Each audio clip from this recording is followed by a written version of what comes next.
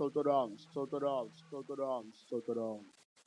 ప్రభు వాక్యము ద్వారా ఆయన మనతో మాట్లాడినట్లుగా స్తోత్రించేదము. స్తోత్రం స్తోత్రం స్తోత్రం స్తోత్రం స్తోత్రం. 2వ తిమోతికి రాసిన పత్రిక 3వ అధ్యాయము మొదటి నుండి కొన్ని వాక్యాలను చదువుకుందాం. 2 தீமோத்தேயு 3ஆம் அதிகாரம் முதல் சில வசனங்களை வாசிப்போம். 2వ తిమోతికి రాసిన పత్రిక 3వ అధ్యాయం మొదటి నుండి కొన్ని వాక్యాలు చదువుకుందాం. ఎలాగనగా మనుషులు స్వార్థప్రియులు, ధనాపేక్షలు, బెంకములాడువారు, అహంకారులు, దూషకులు, తల్లిదండ్రులకు అవిధేయులు, కృతజ్ఞత లేనివారు, అపవిత్రులు, అనురాగరహితులు, అతి ద్వేషులు, అపవాదుకులు, అజితేంద్రియులు, క్రూరులు, సజ్జన ద్వేషులు, ద్రోహులు, మూర్ఖులు, గర్వాంధులు, దేవుని కంటే సుఖానుభవం ఎక్కువగా ప్రేమించువారు, పైకి భక్తి గల వారి వలె ఉండి దాని శక్తిని ఆశ్రయించిన వారునే ఇందురు. ఇట్టి వారికి విముఖుడవై ఇండుము. దేవుని యొక్క నామానికి మహిమ కలుగుగాక. దేవుని నామத்திற்கு మహిమ ఉండాగటం. ఈ యొక్క ఉదయకాల సమయంలో దేవుని యొక్క వాక్యాన్ని మనం చూచినట్లయితే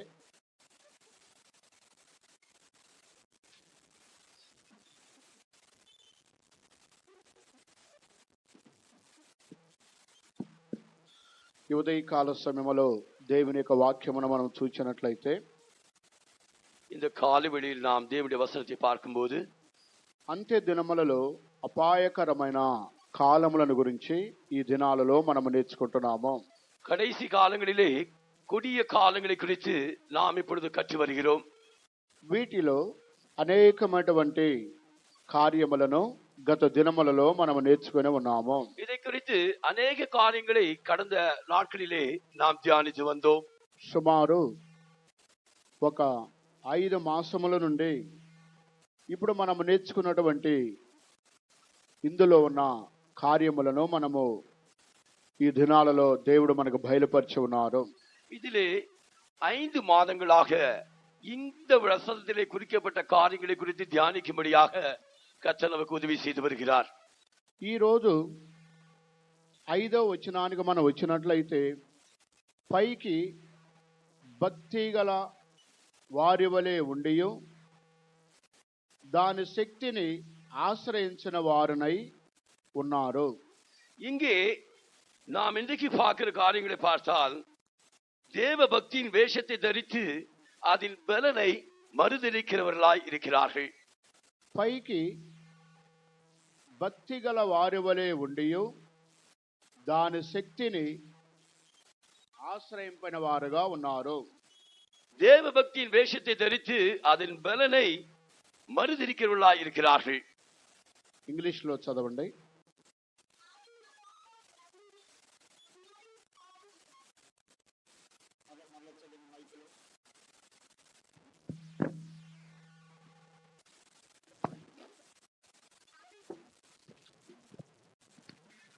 Having a form of godliness, but denying the power thereof.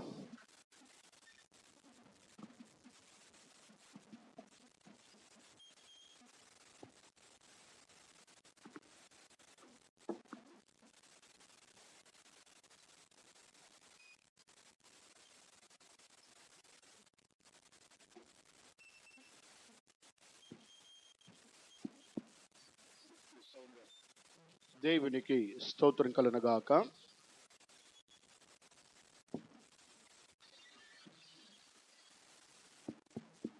దేవుని యొక్క నామమునకు మహిమ కలుగుగాక. దేవుని నామమునకు మహిమ ఉండాగటం. ఇక్కడ పైకి భక్తి గల వారు వలె ఉండి దానికి శక్తిని ఆశ్రయించిన వారునై ఉందురు. இங்கே தேவ பக்தியின் வேஷத்தை தரித்து దేవుని బలனை మరుదలిக்கிறவர்கள் என்று குறிக்கப்பட்டிருக்கிறது. దీని యొక్క అర్థమును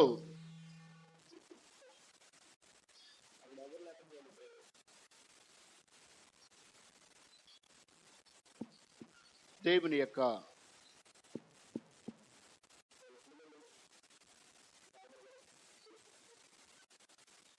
దేవునికి స్తోత్రం కలుగునుగాక. தேவனுக்கு ஸ்தோத்திரம் உண்டாகட்டும். అప్పుడు ఈ యొక్క వాక్యం యొక్క అర్థమును మనం చూచినట్లయితే இந்த வசனத்தினுடைய அர்த்தத்தை நாம் பார்ப்போம் என்றால், ఇది తాము భక్తులమని చెప్పుకుంటూ అనేక మంది తమ్మును తాము మోసపరుచుకుంటున్నారు అని ఈ యొక్క వాక్యం యొక్క అర్థమైంటున్నది.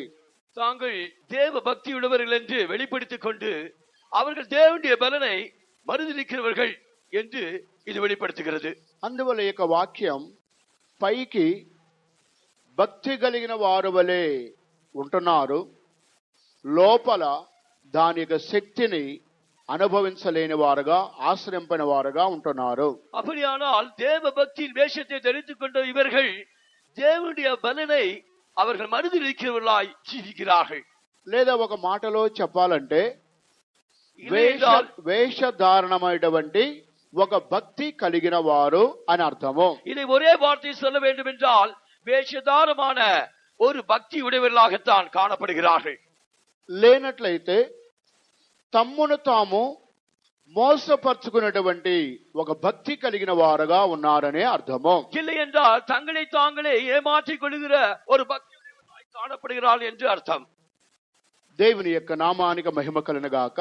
தேவனுடைய நாமத்திற்கு மகிமை உண்டாகட்டும். అంత్య దినములలో సంఘములు ఇటువంటి యొక్క స్వభావం కలిగినటువంటి మనుషులు సంఘములో ఈ దినాలలో కనబడుచున్నారు. கடைசி காலங்களிலே சபையில் தானே இப்படிப்பட்ட அனுபவம் உள்ளவர்கள் இருக்கிறார்கள் என்று நாம் பார்க்கிறோம். పైకి భక్తి కలిగిన వారుగా ఉంటున్నారు, లోపల దాని యొక్క శక్తిని అనుభవించని వారు, ఆశ్రయించిన వారు ఉంటున్నారు. அவர்கள் வெளியிலே பார்க்கும்போது அவர்கள் தேவனுடைய பக்தி உள்ளவர்களாய் காணப்படுகிறார்கள். ஆனால் மெய்யாகவே அவர்கள் தேவனுடைய பலனை மறுதலிக்கிறவர்களாகத்தான் காணப்படுகிறார்கள். అంత్య దినములలో సంఘములో ఇటువంటి వేషధారణైనటువంటి భక్తి కలిగిన జనులు దేవుని యొక్క సంఘములో కనబడుచున్నారు. கடைசி நாட்களிலே சபையில் தானே இந்த மாய்மால ஜீவியம் உடையவர்கள் காணப்படுகிறார்கள்.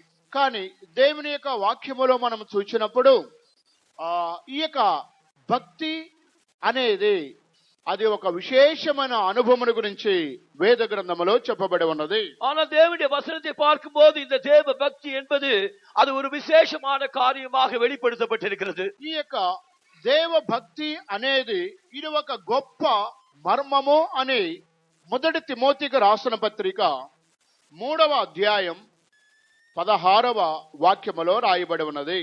முதலாம் தீமோத்தேயு 3ஆம் அதிகாரம் 16ஆம் வசனத்திலே இந்த தேவ பக்தியானது ஒரு ரகசியம் என்று எழுதப்பட்டிருக்கிறது. నిరాక్షేపముగా దైవ భక్తిని గుర్చిన మర్మము గొప్పదై ఉన్నది. ఆయన చాలండి. ఇక్కడ దైవ భక్తిని గురించిన మర్మము గొప్పదై ఉన్నది. இங்க தேவ பக்திக்குரியது அது மிகவும் ரகசியமாக இருக்கிறது என்று எழுதப்பட்டிருக்கிறது. దైవ భక్తి ఒక గొప్ప మర్మము అని పరిశుద్ధ గ్రంథము తెలియపరచబడుతున్నది. இந்த தேவ பக்தி ஒரு பெரிய ரகசியம் என்று பரிசுத்த வேதாகமம் சொல்லுகிறது.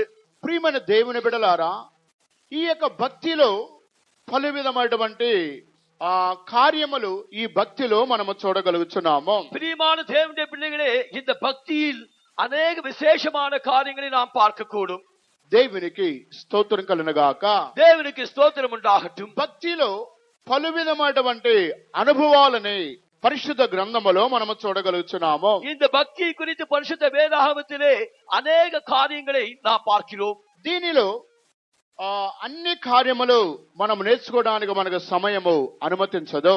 இவைகளை குறித்து அநேக காரியங்களை நாம் பார்ப்பதற்கு நமக்கு நேரம் போதாது. కానీ దేవుని యొక్క వాక్యములో కొన్ని కార్యములు మనం చూచినప్పుడు ఈ భక్తిలో అనేకమైనటువంటి అనుభవాలు కనబడుతున్నవి. தேவனுடைய வசனத்திலிருந்து நாம் அநேக காரியங்களை பார்க்கும்போது இந்த பக்தியை குறித்து விசேஷமான அநேக காரியங்கள் காணப்படுகின்றன. దేవునికి స్తోత్రం కలుగునుగాక. தேவனுக்கு ஸ்தோத்திரம் உண்டாகட்டும். మొట్టమొదటగా ఈ యొక్క భక్తిలో ఉన్నటువంటి మొదటి అనుభవం ఏమిటంటే ఒక మంచి భక్తి అని పరిశుద్ధ గ్రంథము బోధిస్తుంది. முதலாவதாக இந்த பக்தியை குறித்து நாம் வேதாகமத்தில் பார்க்கும்போது அது ஒரு நல்ல பக்தி என்று குறிக்கப்பட்டிருக்கிறது. 2వ తిమోతి రాసిన పత్రిక 3వ అధ్యాయం 12వ వాక్యములో రాయబడి ఉన్నది. 2 தீமோத்தேயு 3ஆம் அதிகாரம் 12ஆம் வசனத்திலே இது எழுதப்பட்டிருக்கிறது. క్రీస్తు యేసునందు సద్భక్తితో బ్రతుకు నిర్దేశించు వారందరూ హింస పొందుదురు. తమిళ్లో చదవండి. அன்றியும் கிறிஸ்து இயேசுவுக்குள் தேவ பக்தியாய் நடக்க மனதாயிருக்கிற யாவரும் துன்பப்படுவார்கள். క్రీస్తు యేసునందు సద్భక్తితో బ్రతుకు నిర్దేశించు వారందరూ హింస పొందుదురు.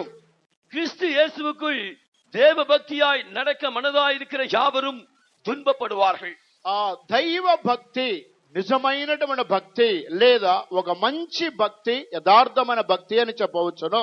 தேவ பக்தி என்றால் அது ஒரு மெய்யான பக்தி, அது ஒரு நல்ல பக்தி என்று நாம் சொல்லலாம். అది వేషధారణతో కూడినటువంటి భక్తి కాదు, அது ஒரு மாய்மாலமான ஒரு பக்தி அல்ல, లేదా మోసకరమైనటువంటి ఒక భక్తి కాదు, இல்லாவிட்டால் ஒரு ஏமாற்றக்கூடிய ஒரு பக்தியும் அல்ல. ఇక్కడ క్రీస్తు యేసునందు సద్భక్తితో బ్రతుకు ఉద్దేశించు వారందరూ హింస పొందుదురు. இங்கே கிறிஸ்து இயேசுவுக்குள் நல் பக்தியாய் நடக்க விரும்புகிற யாவரும் துன்பப்படுவார்கள். ఆ మంచి భక్తిగా జీవించేవారు వారు హింస పొందుదురు అని రాయబడి ఉన్నది. நல்ல பக்தியாய் ஜீவிக்கிறவர்கள் அவர்கள் துன்பப்படுவார்கள் என்று எழுதப்பட்டிருக்கிறது. కానీ అంత్య దినములలో సంఘములో వేషధారణ కలిగినటువంటి భక్తులు ఉన్నారని పౌలు తెలియపరుస్తున్నారు. ஆனால் சபையிலே கடைசி நாட்களிலே இங்கே இவர்கள் தேவ பக்தி இல்லாதவர்களாய் அவர்கள் வேஷதாரமுடையவர்களாய் காணப்படுகிறார்கள் என்று அப்போஸ்தலனாகிய பவுல் சொல்கிறார். పైకి భక్తి కలిగిన వారుగా ఉంటున్నారు, లోపల దాని యొక్క శక్తిని ఆశ్రయింపని వారు ఉంటున్నారు. அவர்கள் வெளிப்பிரகாரமாக பார்க்கும்போது தேவனுடைய பக்தி உடையவர்களாக காணப்படுகிறார்கள், ஆனால் அவர்களுக்குள்ளாக தேவ பலன் இல்லாதவர்களாக இருக்கிறார்கள். దీనిని వేషధారులు శాస్త్రుల యొక్క జీవితమును గురించి యేసు ప్రభు మత్తయి సువార్త 23వ అధ్యాయం 23వ వచనములో కూడా ఆయన తెలియపరిచి ఉన్నారు. இதை குறித்து மாய்மாலமான ஜீவியத்தை குறித்து இந்த பரிசேய வேதபாரருடைய ஜீவியத்தை குறித்து மத்தேயு சுவிசேஷம் 23ஆம் அதிகாரம் 23ஆம் வசனத்திலே கர்த்தராகிய இயேசு குறிப்பிடுகிறார். పైకి మీరు సున్నము కొట్టిన సమాధుల వలె ఉంటున్నారు, లోపల దాని యొక్క శక్తిని లోపల అది కురుపులతోనూ కంపుతోనూ ఆ సమాధులు కనబడుచున్నవి. நீங்கள் வெளியே பார்க்கும்போது வெள்ளை அடிக்கப்பட்ட கல்லறைகளை போல் இருக்கிறீர்கள், ஆனால் அவைகளுக்குள்ளே பார்க்கும்போது அங்கே மரித்தவர்களின் எலும்புகளினாலும் சகல அசுத்தத்தினாலும் நிறைந்திருக்கிறது. మత్తయి సువార్త 23వ అధ్యాయము 27వ వాక్యం. అయ్యో వేషధారులైన శాస్త్రులారా, పరిసయ్యులారా, మీరు సున్నము కొట్టిన సమాధులను పోలి ఉన్నారు. అవి వెలుపల శృంగారముగా అగపడును గాని లోపల చచ్చిన వారి ఎముకలతోనూ సమస్త కల్మషముతోనూ నిండి ఉన్నవి. దేవునికి స్తోత్రం కలుగుగాక. தேவனுக்கு ஸ்தோத்திரம் உண்டாகட்டும். ఇక్కడ శాస్త్రులు పరిసయ్యులు వారిని గురించి ప్రభు చెబుతున్నాడు, వేషధారులారా అని ప్రభు పలుకుతున్నాడు. இங்கே வேதபாரகர் பரிசேயரை குறித்து கர்த்தராகிய இயேசு கிறிஸ்து சொல்கிறார், మాయమాలకారరే, మీరు సున్నము కొట్టిన సమాధుల వలె కనబడుచున్నారు, కానీ లోపల అది కంపుతోనూ కల్మషముతోనూ పురుగులతోనూ ఆ సమాధి కనబడుచున్నదని ప్రభు మాట్లాడుచున్నారు. நீங்கள் வெள்ளையடிக்கப்பட்ட கல்லறைகளைப் போல இருக்கிறீர்கள், ஆனால் உள்ளே అశుద్ధத்தினாலும் సకలవిధமான పుழுக்களினாலும் நாற்றத்தினாலும் நிறைந்திருக்கிறது. కనుక ఇది ఒక వేషధారణ భక్తి అని తెలియపరుచున్నది. இது ஒரு మాయమాలமான భక్తి என்று வெளிப்படுத்துகிறது. అంత్య దినములలో ఒక గ్రూపు జనులు పైకి భక్తి కలిగిన వారుగా ఉంటున్నారు, లోపల దాని యొక్క శక్తిని ఆశ్రయింపని వారుగా కనబడుతున్నారు. இந்த கடைசி காலங்களிலே சபையிலே தேவனுடைய பக்தி உடையவர்கள் போல வேஷத்தை தரிக்கிறவர்களாக இருக்கிறார்கள், ஆனால் அவர்களுக்குள்ளே அவர்கள் தேவ பலனை மறுதலிக்கிறவர்களாய் காணப்படுகிறார்கள். కనుక భక్తి అని చెప్పినప్పుడు దానికి ఉన్నటువంటి ఒక విశేషత ఏమిటంటే దేవుని శక్తిని మనము నిరూపించేవారుగా కనబడాలి. அப்படியானால் பக்தி என்று சொல்லும் போது தேவனுடைய பலனை நாம் நிரூபிக்கிறவர்களாய் காணப்பட வேண்டும். దేవుని యొక్క శక్తిని మనము నిరూపించినప్పుడే నిజమైన భక్తి నాలో ఉన్నదని మనం ఇతరులకి మనం నిరూపించాలి. தேவனுடைய வல்லமையை நாம் நிரூபிக்கும் போதுதான் உன் மெய்யான பக்தி நமக்குள்ளே இருக்கிறது என்று மற்றவர்களுக்கு நாம் வெளிப்படுத்தக்கூடும். దేవునికి స్తోత్రం కలుగును గాక. தேவனுக்கு ஸ்தோத்திரம் உண்டாகட்டும். పాత నిబంధనలో ఇశ్రాయేలులను గురించి దేవుడు యెషయా ప్రవక్త ద్వారా ఈ కార్యాన్ని తెలియపరుస్తున్నారు. பழைய ஏற்பாட்டிலே ஏசாயா தீர்க்கதரிசியின் மூலமாக கர்த்தர் இந்த வார்த்தைகளை அறிவிக்கிறார்.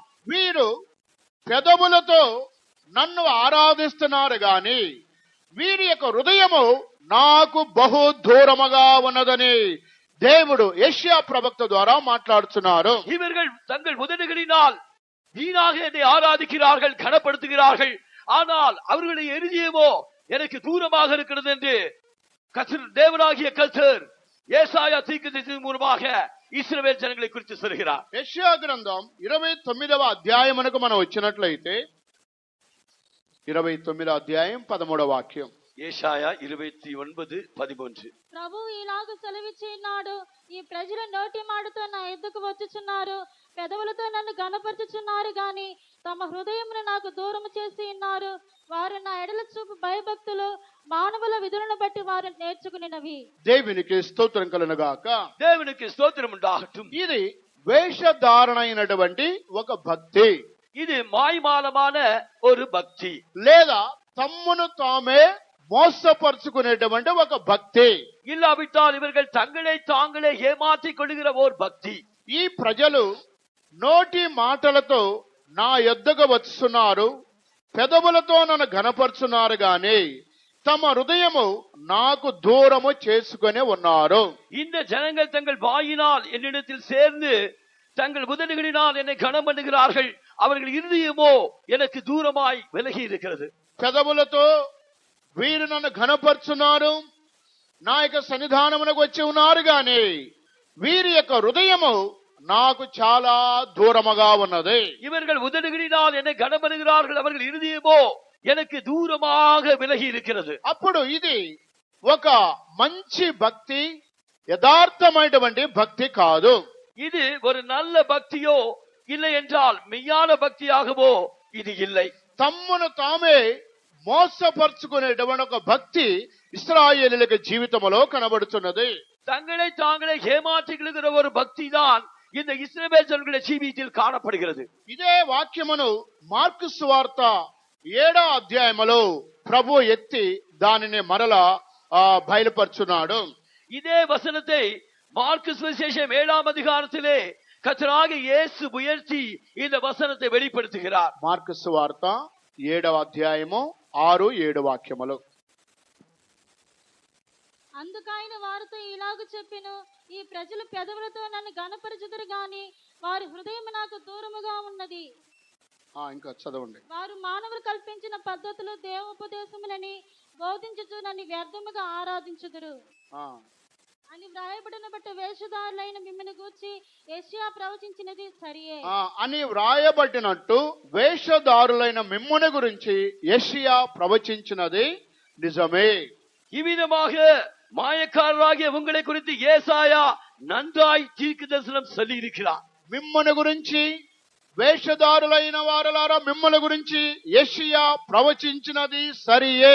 உங்களை குறித்து, மாயக்காரராகிய உங்களை குறித்து ஏசாயா தீர்க்கதரிசி அவன் தீர்க்கதரிசனம் உரைத்தது மெய்தான். వారు పెదవులతో నన్ను ఘనపరుచుతున్నారు గాని వారి హృదయము నాకు చాలా దూరముగా ఉన్నది. அவர்கள் தங்கள் உதடுகளினால் என்னை கனம் பண்ணுகிறார்கள், அவர்கள் இருதயமோ எனக்கு தூரமாய் விலகி இருக்கிறது. కనుక ఇది వేషధారణ లేదా మోసపరిచేటువంటి భక్తి కలిగిన వారు అంత్యదినములలో సంఘములో అనేక మంది కనబడుతున్నారు. இந்த மாய்மால பக்தி இல்லை என்றால் இந்த உண்மை இல்லாத ஒரு பக்தி இந்த கடைசி காலங்களிலே சபையிலே சிலரில் காணப்படுகிறது. ఏబు యొక్క భక్తుడు ఈ భక్తిని గురించి ఒక సందర్భంలో చెబుతున్నాడు, ఈ భక్తి నీకు ధైర్యమును పుట్టింపదా. யோபு பக்தன் இந்த பக்தியை குறித்து ஒருமுறை வெளிப்படுத்துகிறார், இந்த பக்தி உனக்கு தைரியத்தை கொடுக்குமா. యోబు గ్రంథం 4వ అధ్యాయం 6వ వాక్యమునకు వచ్చినట్లయితే నీ యొక్క భక్తి నీకు ధైర్యము పుట్టింపదా? யோபு 4ஆம் அதிகாரம் 6ஆம் வசனத்துக்கு வருவோம் என்றால், உன்னுடைய பக்தி உமக்கு தைரியத்தை கொடுக்குமா? నీ భక్తి నీకు ధైర్యము పుట్టింపదా? నీ యథార్థ ప్రవర్తన నీ నిరీక్షణకు ఆధారము కాదా? నీ భక్తి నీకు ధైర్యము పుట్టింపదా? உம்முடைய பக்தி உமக்கு தைரியத்தை கொடுக்குமா? అప్పుడు ఈ యొక్క వాక్యం యొక్క అర్థాన్ని మనం చూసినట్లయితే, இந்த வசனத்துடைய அர்த்தத்தை நாம் பார்ப்போம் என்றால், మనలో ఉన్నటువంటి భక్తి మనకి ధైర్యమును పుట్టించేదిగా ఉండాలి. நம்மிலே காணப்படுகிற பக்தி நமக்கோ தைரியத்தை கொடுக்கிற பக்தியாக இருக்க வேண்டும். లేదా నాలో ఉన్నటువంటి భక్తి మన యొక్క ఆ శోధనలోను అనేక సందర్భాలలో ఆ భక్తి యొక్క శక్తిని నిరూపించేవారుగా మనం ఉండాలి. நமக்குள்ளே இருக்கிற பக்தியானது நம்முடைய சோதனை காலத்திலே தேவனுடைய பலனை உறுதிப்படுத்துகிறதாக அது காணப்பட வேண்டும். దేవునికి స్తోత్రం కలుగునుగాక. దేవునికి స్తోత్రం ఉండాగట్టు. అందువల్ల యోబులో ఉన్నటువంటి భక్తి తన యొక్క జీవితమును నిరూపిస్తుంది. இந்த யோபிலே இருக்கிற பக்தி அவருடைய ஜீவித்திலே அது தேவனுடைய பலனை நிரூபிக்கிறது. ఆయన నేను కన్నులారా నా దేవుని సజీవునిగా నేను చూచెదను అంటున్నాడు. அவன் சொல்லுகிறான், என் கண்களினால் என் தேவனை நான் காண்பேன். దేవుడు నన్ను పుటములో వేసిన తరువాత నేను సువర్ణము వలె కనబడదనని యోబు పలుకుతున్నాడు. தேவன் என்னை புடமிட்டு சாதித்த பின்பு சுத்த பொன்னாக விளங்குவேன் என்று பக்தன் யோபு சொல்லுகிறார். కనుక యోబు అందువలన యోబు ధైర్యముతో నీ భక్తి నీకు ధైర్యము పుట్టింపదా? ஆகையால் தான் பக்தனாகி யோபு கேட்கிறார், உம்முடைய பக்தி உமக்கு தைரியத்தை கொடுக்குமா? యోబుకి ఎన్ని వ్యాధులు వచ్చినాయో ఎన్ని శోధనలు వచ్చినాయో మీలో అనేక మందికి తెలియను. யோபு பக்தனுக்கு எத்தனை வியாதிகள் வந்ததோ எத்தனை சோதனைகள் வந்ததோ உங்களுக்கு தெரியும்.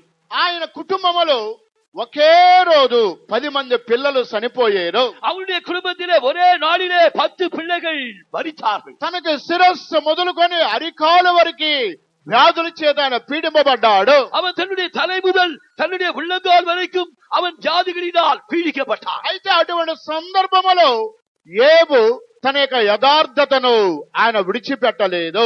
ஆனால் அந்த சந்தர்ப்பத்திலும் யோபு தன்னுடைய உண்மையை அவன் விட்டுவிடவில்லை. తన భక్తి తనకు ధైర్యాన్ని పుట్టించింది.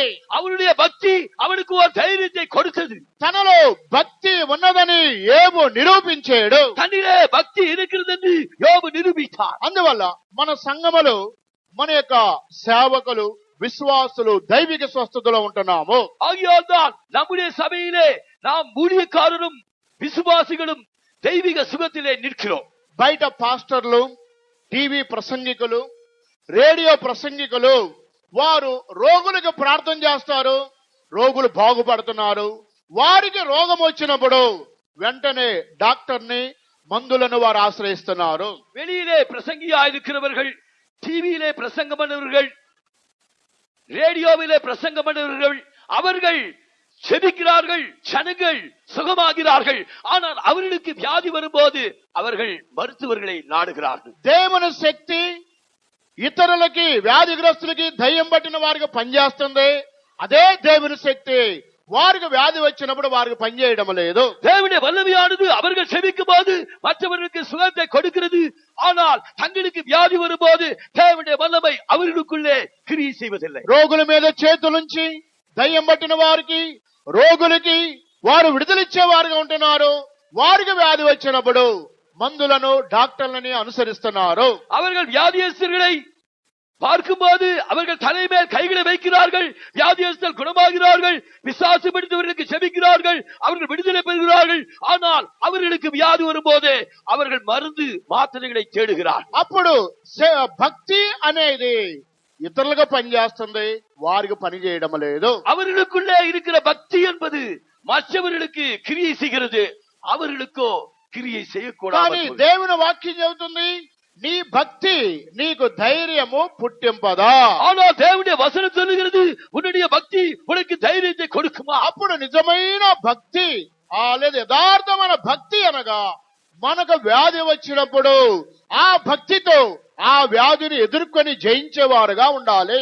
அந்த உண்மையான பக்தி என்பது நமக்கு வியாதி வரும்போது அந்த வியாதியை எதிர்த்து அதில் ஜெயம் பெறுவது. ఈ రోజుల్లో 100కి 10 మంది విశ్వాసులు వ్యాధి వచ్చినప్పుడు దైవిక స్వస్థతలో నిలబడి పోరాడి ప్రార్థన చేసి ఆ వ్యాధిని జయిస్తున్నారు.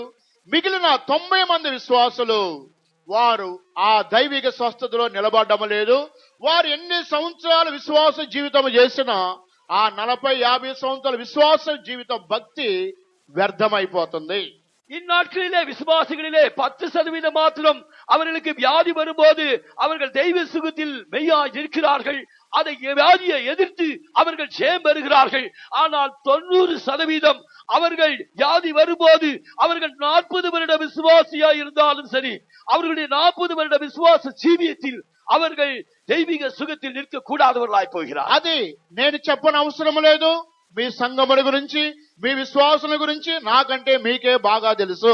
நான் உங்களை குறித்து இவ்விதமாக சொல்ல வேண்டிய அவசியமில்லை. உங்கள் விசுவாசிகளை குறித்து உங்களுக்கே நன்றாக தெரியும். అనేక మంది పాత విశ్వాసులు వ్యాధి వచ్చినప్పుడు వారి డాక్టర్ని మందులను ఆశ్రయిస్తున్నారు. அநேக பழைய விசுவாசிகள் அவர்கள் வியாதி வரும்போது அவர்கள் மருத்துவர்களையும் மாத்திரைகளையும் தேடுகிறார். దేవుని వాక్యం చెబుతుంది, నీ భక్తి ఏమైంది?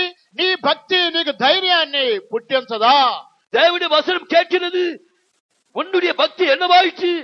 உன்னுடைய பக்தி உனக்கு தைரியத்தை தரவில்லையா? అప్పుడు ఈ 40 సంవత్సరాల భక్తి ఏమైంది? அப்படியானால் உன்னுடைய 40 வருட பக்தி என்னவாயிற்று? లేదా 50 సంవత్సరాల భక్తి ఏమైంది? இல்லை என்றால் உன்னுடைய 50 வருட பக்தி என்னவாயிற்று? నిజముగా భక్తి నీలో ఉన్నట్లయితే ఆ భక్తి నీలో ఉన్న దేవుని శక్తిని నిరూపించాలి. உன்னிலே பக்தி இருக்குமானால் அந்த பக்தி உன்னிலே இருக்கிற தேவனுடைய பலனை நிரூபிக்க வேண்டும். అందువల్ల సంఘములో అనేక మంది పైకి భక్తి కలిగిన వారు వలె ఉంటున్నారు, లోపల దేవుని యొక్క శక్తిని ఆశ్రయించిన వారుగా ఉన్నారు. ஆகையால் தான் சபையிலே கடைசி காலங்களிலே அநேகர் தேவனுடைய பக்தியை வேஷமாக தரித்துக் கொண்டவர்களாக இருக்கிறார்கள். அவர்கள் தேவனுடைய பலனை மறுதலிக்கவில்லை. వారిలో సరైనటువంటి భక్తి వారి జీవితంలో లేదు. அவர்களிலே சரியான ஒரு பக்தி அவருடைய ஜீவியத்திலே இல்லை. మన యొక్క భక్తి మన క్రియలను నిరూపించాలి. நம்முடைய பக்தி நம்முடைய கிரியைகளை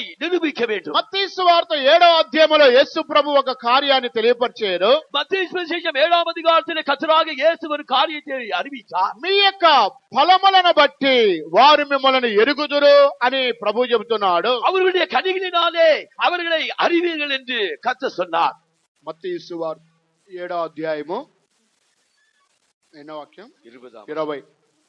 కాబట్టి మీరు వారి ఫలము వలన వారిని తెలుసుకొందురు. మీరు వారి ఫలముల వలన మీరు వారిని తెలుసుకొందురు. நீங்கள் அவருடைய கனிகளினாலே அவர்களை அறிவீர்கள்.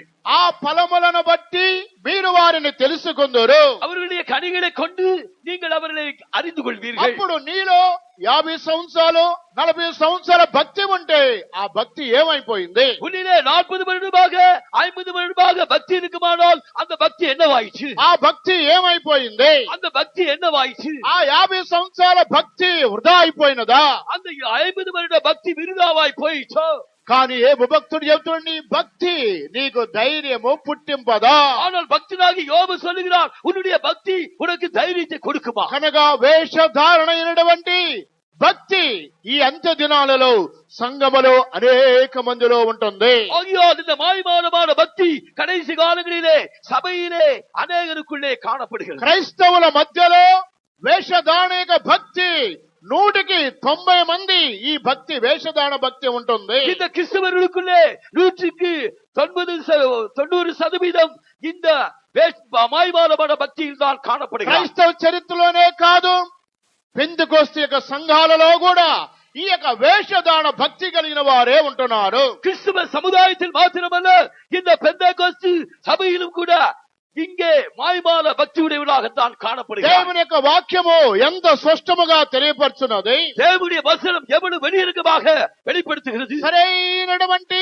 భక్తి వారిలో లేనే లేదు. சரியான ஒரு பக்தி அவர்களுக்குள்ளே இல்லவே இல்லை. అందువల్ల దైవ భక్తితో బ్రతుకు ఉద్దేశించు వారందరూ హింస పొందుదురు అని రాయబడి ఉన్నది. ஆகையால் தான் கிறிஸ்து இயேசுவுக்குள் தேவ பக்தியாய் நடக்க மனதாயிருக்கிற யாவரும் துன்பப்படுவார்கள் என்று எழுதப்பட்டிருக்கிறது. నిజమైన భక్తి కలిగిన వారు హింస పొందుదురు అని రాయబడి ఉన్నది. ஆகையால் தான் உண்மையான பக்தி உடையவர்கள் யாவரும் துன்பப்படுவார்கள் என்று எழுதப்பட்டிருக்கிறது. కనుక వేషధానటువంటి భక్తి కలిగిన వారంగా మనం ఉండకూడదు. ஆகையால் தான் மாய்மாலமான பக்தி உடையவர்களாய் நாம் காணப்படக்கூடாது. నిజమైనటువంటి భక్తి కలిగిన వారుగా మనం జీవించాలి. நாம் உண்மையான பக்தி உடையவர்களாய் ஜீவிக்க வேண்டும். దేవునికి స్తోత్రం కలుగుగాక.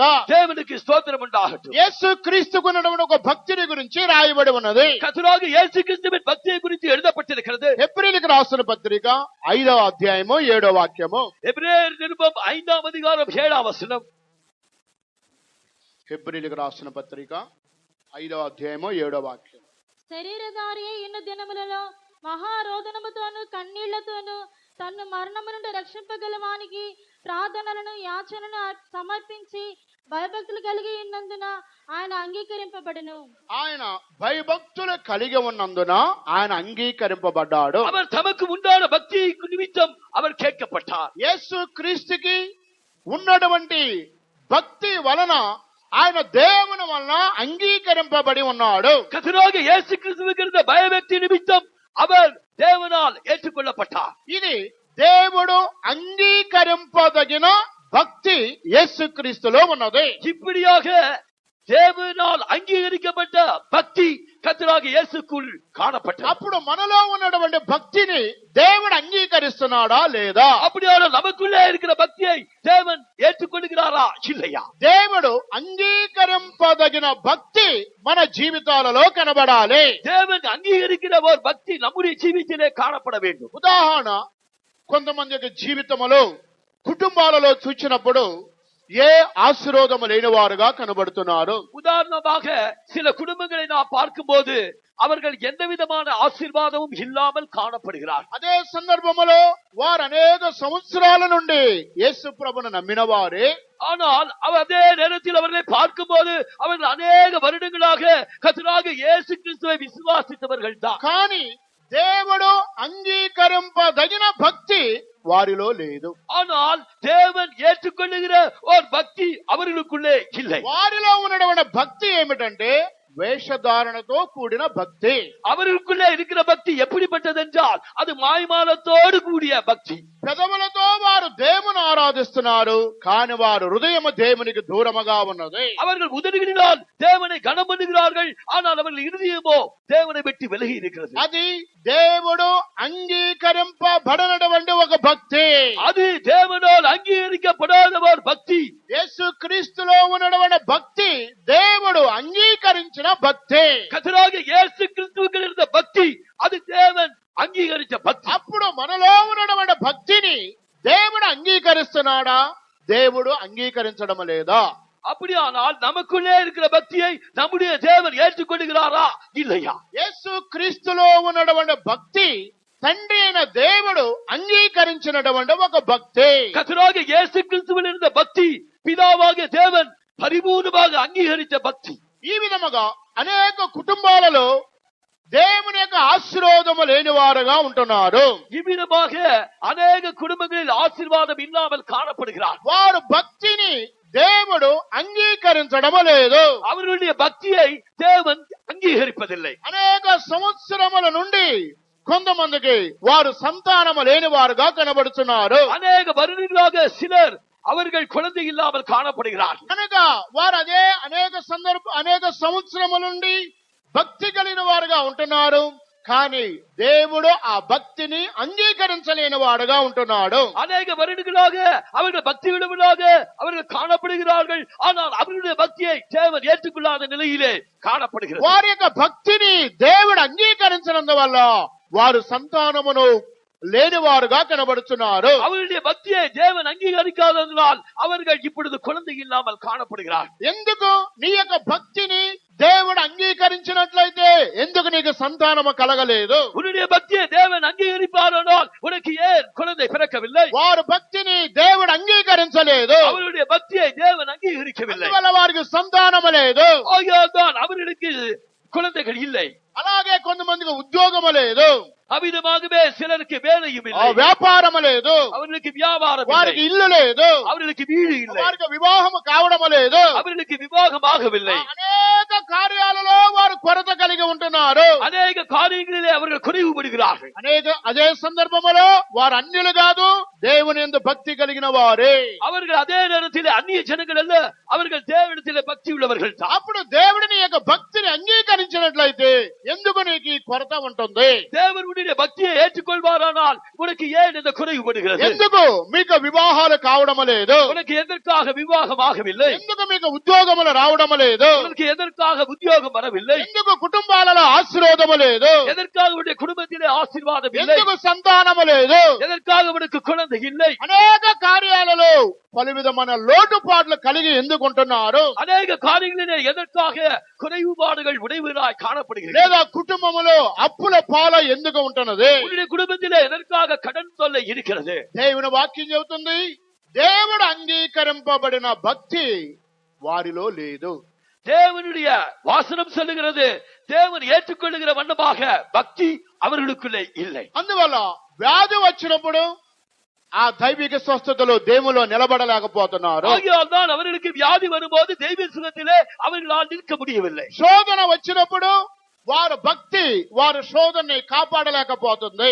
அவர்களுக்கு சோதனை வரும்போது அவருடைய பக்தி அவர்களை காப்பாற்ற கூடாததாய் போய் షడ్రక్ మెషక్ అబేద్నెగోలకు ఒక శోధన వచ్చింది. ஷத்ரக் மேஷாக் ஆபேத்நேகோவுக்கு ஒரு சோதனை வந்தது. వారికి వచ్చినటువంటి శోధన అగ్ని లాంటి శోధన. அவர்களுக்கு வந்த சோதனையானது அது అగ్నిమయமான சோதனை. దేవునిని విడిచిపెట్టి ఆ యొక్క విగ్రహమునకు నమస్కారం చేయాలని ఒక రాజాజ్ఞ బయలుదేరినది. தேவனை சேவிப்பதை விட்டுவிட்டு விக்கிரகங்களை பூஜிக்க வேண்டும் என்கிற ஒரு கட்டளை ராஜாவினால் பிறப்பிக்கப்பட்டது. అప్పుడు వారు మా దేవుణ్ణి మేము ఆరాధిస్తాము, విగ్రహానికి మేము ఆరాధించము. அப்பொழுது அவர்கள் எங்கள் தேவனை மாத்திரம் நாங்கள் ஆராதிப்போம், விக்கிரகங்களை பூஜிக்க மாட்டோம் ఆ என்றார். దేవుడు రక్షించినా రక్షింపగా పోయినా సరే మేము విగ్రహానికి మొక్కము.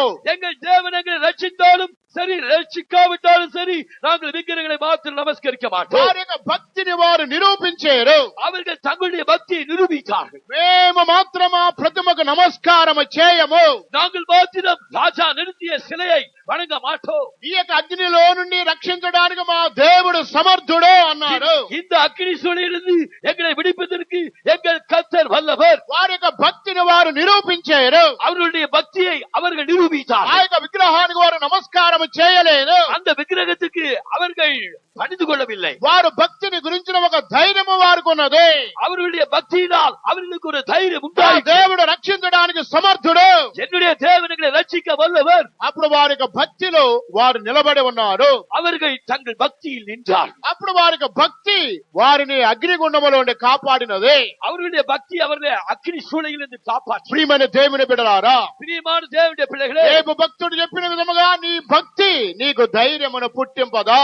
யோபு பக்தர் சொன்ன வண்ணமாக உன்னுடைய பக்தி உனக்கு தைரியத்தை అప్పుడు నీ கொடுக்குமா? భక్తి ఈ దినాలలో దానికి తగిన శక్తిని నువ్వు అనుభవిస్తున్నావా లేదా? அப்படியானால் உன்னுடைய பக்தியினால் அதற்கேற்ற தேவனுடைய பலனை நீ அனுபவிக்கிறாயா இல்லையா? ఈ దినాలలో అనేక మంది వారిలో ఉన్న భక్తి యొక్క శక్తిని అనుభవించిన వారుగా ఉంటున్నారు. இந்நாட்களிலே அநேக தங்களுக்குள்ளே இருக்கிற பக்தியின் வல்லமையை அவர்கள் அனுபவிக்க கூடாதவர்களா இருக்கிறார். అందువల్ల వ్యాధి వచ్చినప్పుడు వారికి తెలుస్తుంది వారు ఎంతవరకు భక్తిలో ఉంటున్నారు, ఎంతవరకు ఆ భక్తిని దేవుని వదిలిపెట్టి హాస్పిటల్కి వెళ్తున్నారు. அவர்களுக்கு வியாதி வரும்போது அவர்களுக்குள்ளே இருக்கிற பக்தி எவ்வளவாய் இருக்கிறது, அவர்கள் எவ்வளவாய் தேவனை விட்டு அவர்கள் ஆஸ்பத்திரிக்கு போகிறார். అప్పుడు భక్తి కలిగిన వారు దైవిక స్వస్థతలో ఉంటున్నారు, ఆ భక్తి లేని వారు హాస్పిటల్కి వెళ్తున్నారు. அந்த மெய்யான பக்தி உள்ளவர்கள் அவர்கள் தேவனுக்கு தெய்வ சுகத்தில் நிற்கிறார்கள். அந்த உண்மையான பக்தி இல்லாதவர்கள் ஆஸ்பத்திரியை நாடுகிறார்கள். కనుక భక్తి యొక్క శక్తిని మనం నిరూపించేవారుగా మనం ఉండాలి. ஆகையால் இந்த பக்தியின் பலனை நான் நிரூபிக்கிறவர்களா இருக்க வேண்டும். దేవునికి స్తోత్రం కలుగును గాక. தேவனுக்கு ஸ்தோத்திரம் உண்டாகட்டும். మరొక యొక్క భక్తిని మనం చూచినట్లయితే இன்னொரு பக்தியை நாம் பார்ப்போம் என்றால் యాకోబు పత్రిక మొదటి అధ్యాయమునకు మనం వచ్చినప్పుడు யாக்கோபு புஸ்தகம் 1ஆம் அதிகாரத்துக்கு வருவோம் என்றால் 26వ వాక్యం 27వ వాక్యం చదువుకుందాం. 26, 27 వచనం. ఎవడైనా నోటికి కళ్ళెము పెట్టుకొనక తన హృదయమును మోసపరుచుకొనుచు భక్తి గలవాడనని అనుకుని ఎడల వాని భక్తి వ్యర్థమే. దేవునికి స్తోత్రం కలుగును గాక. தேவனுக்கு ஸ்தோத்திரம் உண்டாகட்டும். ఇక్కడ వ్యర్థమైనటువంటి ఒక భక్తిని గురించి ఇక్కడ రాయబడి ఉన్నది. இங்கே வீணான பக்தியை குறித்து இங்கே வசனம் எழுதப்பட்டிருக்கிறது. ఎవడైనను నోటికి కళ్ళెము పెట్టుకొనగా తన హృదయమును మోసపరుచుకొనుచు భక్తి గలవాడనని అనుకుని ఎడల వాని భక్తి వ్యర్థమే.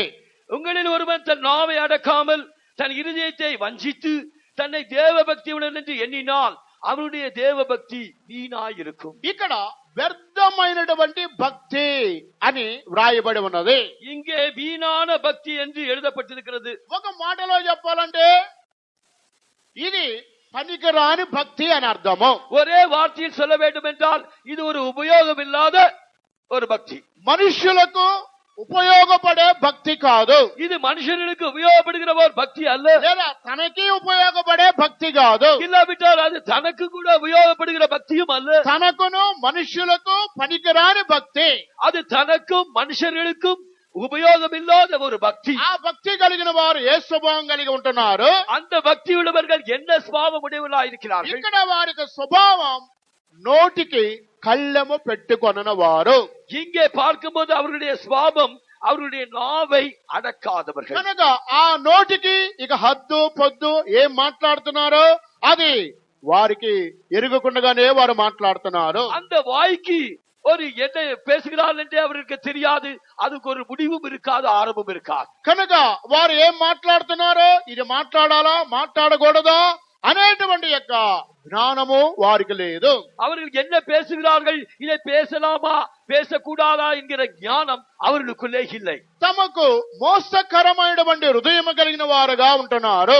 அவர்கள் ஒரு ஏமாற்றுகிற வஞ்சிக்கிற இருதய உடையவர்களாகத்தான் காணப்படுகிறார்கள். కనుక మోసకరమైనటువంటి హృదయం కలిగిన వారు, నోటికి కంట్రోల్ లేని వారు, వాని యొక్క భక్తి పనికిరాని భక్తి, వ్యర్థమైన భక్తి అని రాయబడి ఉన్నది. இந்த வஞ்சனையோட இருதய உடையவர்களும் தங்களுடைய நாவை அடக்காதவர்களும் இந்த வீணான பக்தி உடையவர்களாய் காணப்படுகிறார்கள். అందువల్ల అంత్య దినములలో ఇటువంటి స్వభావము కలిగిన వారు సంఘములో ఉంటున్నారు. ஆகையால் கடைசி காலங்களிலே இப்படிப்பட்ட சுபாவம் உடையவர்கள் சபையில் தானே காணப்படுகிறார்கள். పైకి భక్తి కలిగిన వారుగా ఉంటున్నారు, లోపల దాని యొక్క శక్తిని ఆశ్రయింపని వారుగా ఉంటున్నారు. அவர்கள் தேவ பக்தியின் வேஷத்தை தரித்துக் கொண்டவர்களாய் காணப்படுகிறார்கள். ஆனால் உள்ளே பார்க்கும்போது அவர்கள் தேவனுடைய பலனை மறுதலிக்கிறவர்கள் தான். కనుక వారి యొక్క నోటి మాటల్లో తెలియపరుస్తుంది ఈ సహోదరులు లేదా ఈ సహోదరిలో ఈ యొక్క భక్తి ఎందుకు పనికిరాదు అని తెలుస్తుంది. அவர்களுடைய வாயின் வார்த்தைகளினால் நமக்கு தெரிந்து போகிறது இவர்களுக்குள்ளே இருக்கிற பக்தி இது வீணான பக்தி என்று. కనుక మనుష్యులకు ఉపయోగపడే భక్తి కాదు, இது మనుషులకు ఉపయోగப்படுகிற ஒரு பக்தி அல்ல. ఆ వ్యక్తికి కూడా ఉపయోగపడే భక్తి కాదు, அந்த குறிப்பிட்ட நபருக்கு உபயோகப்படுகிற பக்தியும் அல்ல. నోరును కంట్రోల్ చేసుకొనని ప్రతి దేవుని బిడ్డ వారు భక్తి వ్యర్థమే అని ఉన్నది. தன்னுடைய நாவை அடக்காத ஒவ்வொரு தேவனுடைய பிள்ளையும் பக்தியும் வீணானது. వారి యొక్క హృదయమును మోసపరుచుకుంటున్నారు, ఆ యొక్క భక్తి కూడా వ్యర్థమే. அவருடைய இருதயத்தை அவர்கள் வஞ்சிக்கிறார்கள், அந்த அவர்களுடைய பக்தி வீண்தான். కనుక ఇటువంటి యొక్క భక్తి అది దేవునికి ఉపయోగపడే భక్తి కాదు. இவர்களுக்குள்ளே காணப்படுகிற பக்தியானது அது யாருக்கும் உபயோகம் இல்லாத பக்தி. దేవునికి స్తోత్రం కలుగును గాక. தேவனுக்கு ஸ்தோத்திரம் உண்டாகும். ఇది యొక్క భక్తి అయింటున్నది. இது ஒரு பக்தியாயிருக்கிறது. దైవ భక్తిని గురించి మనం విన్నాము. தேவ பக்தியை குறித்து பார்த்தோம். రెండవది వేషధారణతో కూడిన భక్తిని గురించి విన్నాము. இரண்டாவதாக மாய்மால பக்தியை குறித்து பார்த்தோம். మూడవది ఇది వ్యర్థమైనటువంటి ఒక భక్తి, மூன்றாவதாக இது வீணான பக்தி లేదా పనికిరాని ఒక భక్తి, இல்லாவிட்டால் உபயோகம் இல்லாத பக்தி, ఏ మాత్రము ప్రయోజనము లేని భక్తి. அது எவ்விதத்திலும் பிரயோஜனம் இல்லாத பக்தி. నాలుగవదిగా చూసినట్లయితే நான்காவதாக பார்க்கும்போது ఇదే యాకోబు పత్రిక 1వ అధ్యాయము 27లో ఉన్నది. இதே யாக்கோபு நிருபம் 1ஆம் அதிகாரம் 27ஆம் அதிகாரத்தில் இருக்கிறது. తండ్రి అయిన దేవుని ఎదుట పవిత్రమును నిష్కలంకమునైన భక్తి ఏదనగా దిక్కులేని పిల్లలను విధవరాండ్రను వారి ఇబ్బందులో పరామర్శించుటయు ఇహలోక మాలిన్యము తనకంటకుండా తన్ను తాను కాపాడుకొనుటయునే. దేవునికి స్తోత్రం కలుగును గాక. தேவனுக்கு ஸ்தோத்திரம் உண்டாகட்ടെ. ఇక్కడ పవిత్రమైన భక్తి లేదా నిష్కళంకమైన భక్తి, இங்கே பரிசுத்தமான மாசில்லாத பக்தி என்று எழுதப்பட்டிருக்கிறது. ఈ యొక్క భక్తికి ఉన్నటువంటి స్వభావం ఏమిటంటే இந்த பரிசுத்தமான பக்தியின் சுபாவம் என்னவென்றால், దిక్కులేని పిల్లలను మనము పరామర్శించాలి, திக்கற்ற பிள்ளைகளை நாம் ஆதரிக்க வேண்டும், లేదా విధవరాండను వారి ఇబ్బందులలో ఉన్నవారిని పరామర్శించడము. விதவைகளுடைய உபத்திரவத்திலே அவர்களை விசாரிப்பது. మూడవది ఇహలోక మాలిన్యము తనకు అంటకుండగా జీవించడమే నిష్కళంకమైన భక్తి. இந்த உலகத்தால் கரைபடாதபடிக்கு தன்னை காத்துக் கொள்கிறதுதான் இந்த மாசில்லாத சுத்தமான பக்தி.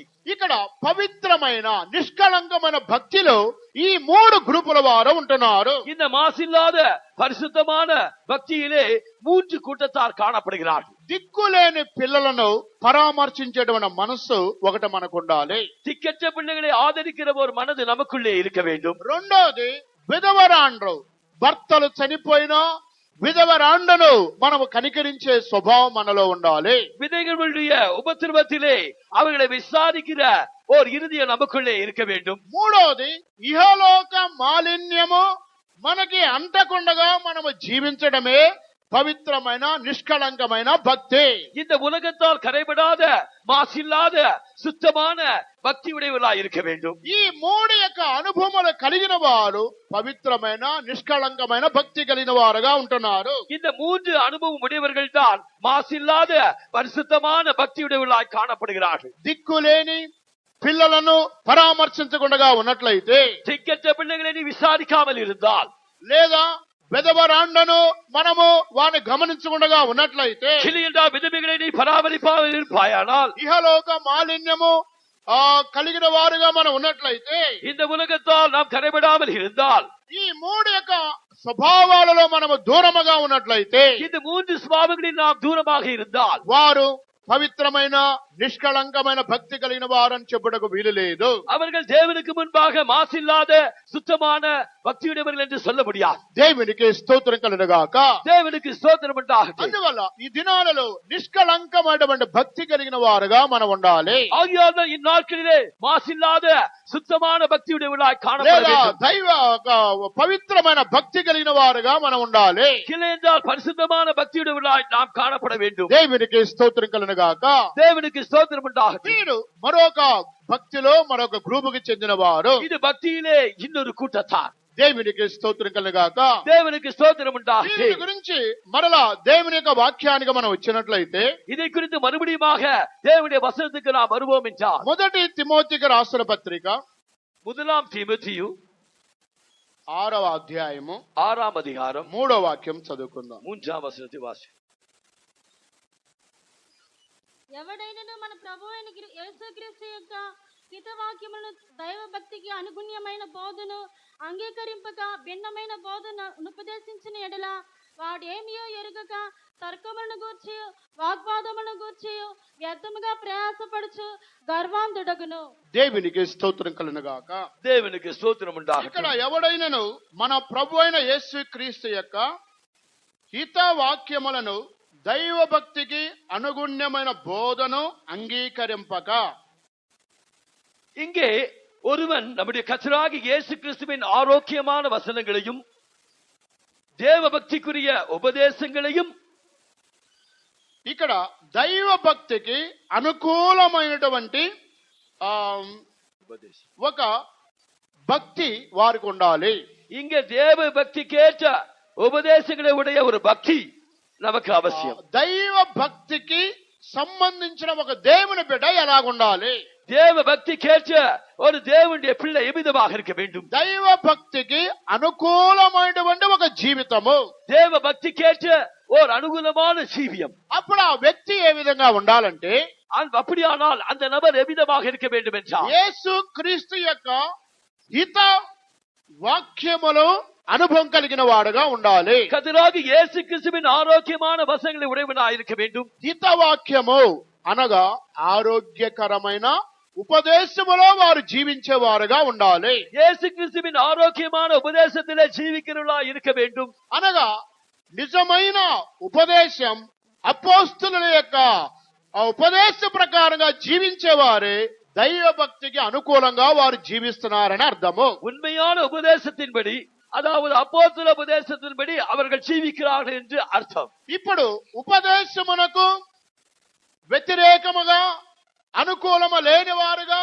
జీవించేవారు వారు దైవ భక్తి కలిగిన వారు అని చెప్పడానికి ఏమాత్రం వీల్లేదు. உபதேசத்துக்கு விரோதமாக ஜீவிக்கிறவர்கள் தேவ பக்திக்குரியவர்களா ஜீவிக்கிறார்கள் என்று சொல்வதற்கு முடியாது.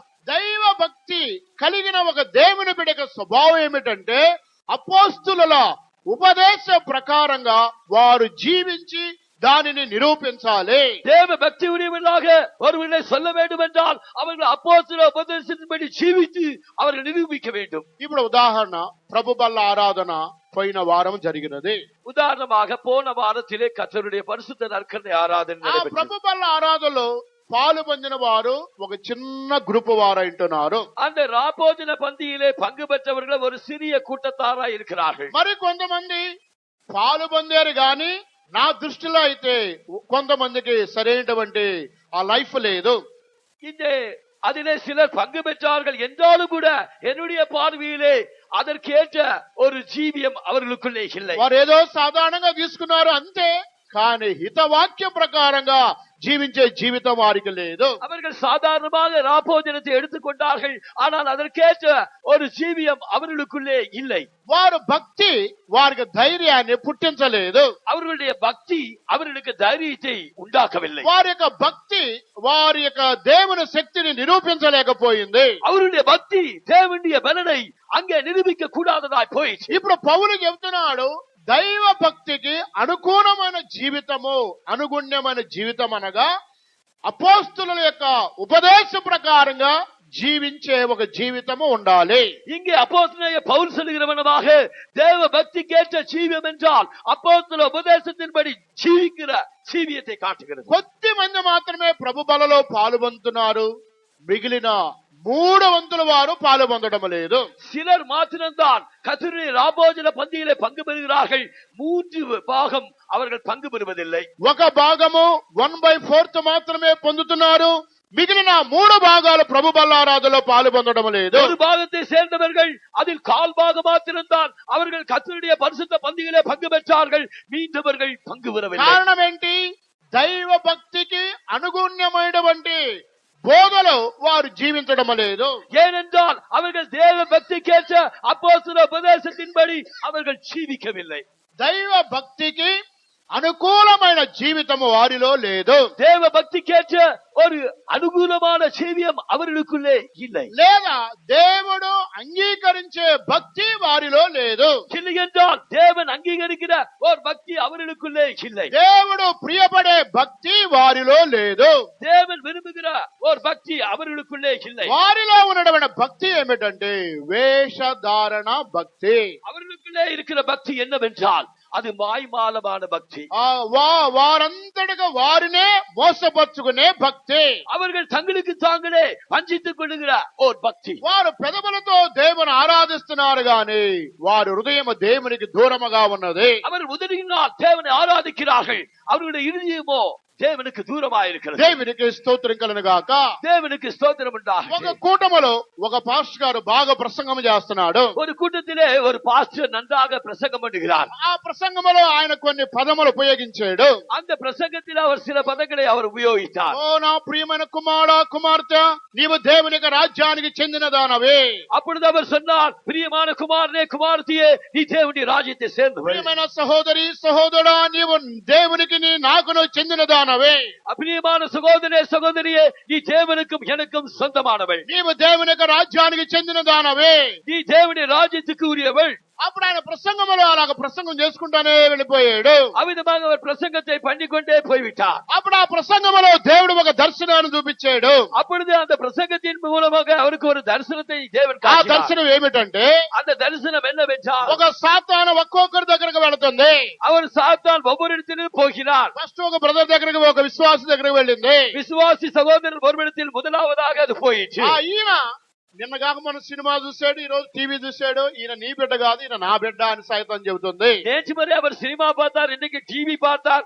அவர் உன்னுடைய பிள்ளை அல்ல, எனக்கு சொந்தமானவள். మళ్ళీ ఇంకొక సహోదరుని చూపించాడు. இன்னொரு சகோதரி அவர் காண்பித்தார். ఈయన సారా తాగాడు, సిగరెట్ తాగాడు, ఈయన నా బిడ్డ గాని నీ బిడ్డ కాదు. இவர் சாராயம் குடிக்கிறார், சிகரெட் குடிக்கிறார். இவர் உன்னுடைய பிள்ளை அல்ல, என்னுடைய பிள்ளை. నువ్వు ఎగిరెగిరి ప్రసంగం చేస్తున్నావు, ఓ నా కుమారుడా నా బిడ్డ నువ్వు అన్నావు. కానీ ఈయన నీకు చెందిన వారు గారు, నాకు చెందిన వ్యక్తి. நீ என்னுடைய குமாரனே, என்னுடைய மகனே என்று நீ சொன்னாய். இவன் உனக்கு சொந்தமானவன் அல்ல, அவன் எனக்கு சொந்தமானவன். అలాగే సహోదరుల పక్షమును కూడా సాతాను కొంతమందిని చూపించాడు. அவ்விதமாக சகோதரிகள் பக்கத்தில் கூட சாத்தான் சிலரை ఈమె காண்பித்தார். నా కుమార్తె నువ్వు అంటున్నావు, ఈమె నీ కుమార్తె కాదు, ఈమె నాకు చెందినది. நீ என் குமாரத்தியே என்று சொல்லுகிறாய். இவள் உனக்கு சொந்தமானவள் அல்ல, இவள் எனக்கு சொந்தமானவள். ఈమె కూడా నిన్నగా మన భూతులు మాట్లాడింది, ఈమె నీ బిడ్డ కాదు నా బిడ్డ అని సాతాను చూపుతుంది. இவள் பலவிதமான கெட்ட வார்த்தைகளை பேசினாள். இவள் உன்னுடைய குமார்த்தி அல்ல, அவள் எனக்கு சொந்தமானவள். లేదా ఈమె నగలు పెట్టుకున్నది, ఈమె నీ బిడ్డ కాదు, ఈమె నాకు చెందిన బిడ్డ. இல்லை என்றால் இவள் நகைகளை அணிந்து கொண்டாள். இவள் உனக்கு சொந்தமானவள் அல்ல, அவள் எனக்கு சொந்தமானவள். కనుక ఈ విధంగా బ్రదర్ సైడ్ సిస్టర్ సైడ్ అనేక మనుషులను సాతాను ఆ పాస్టర్ గారికి చూపించింది.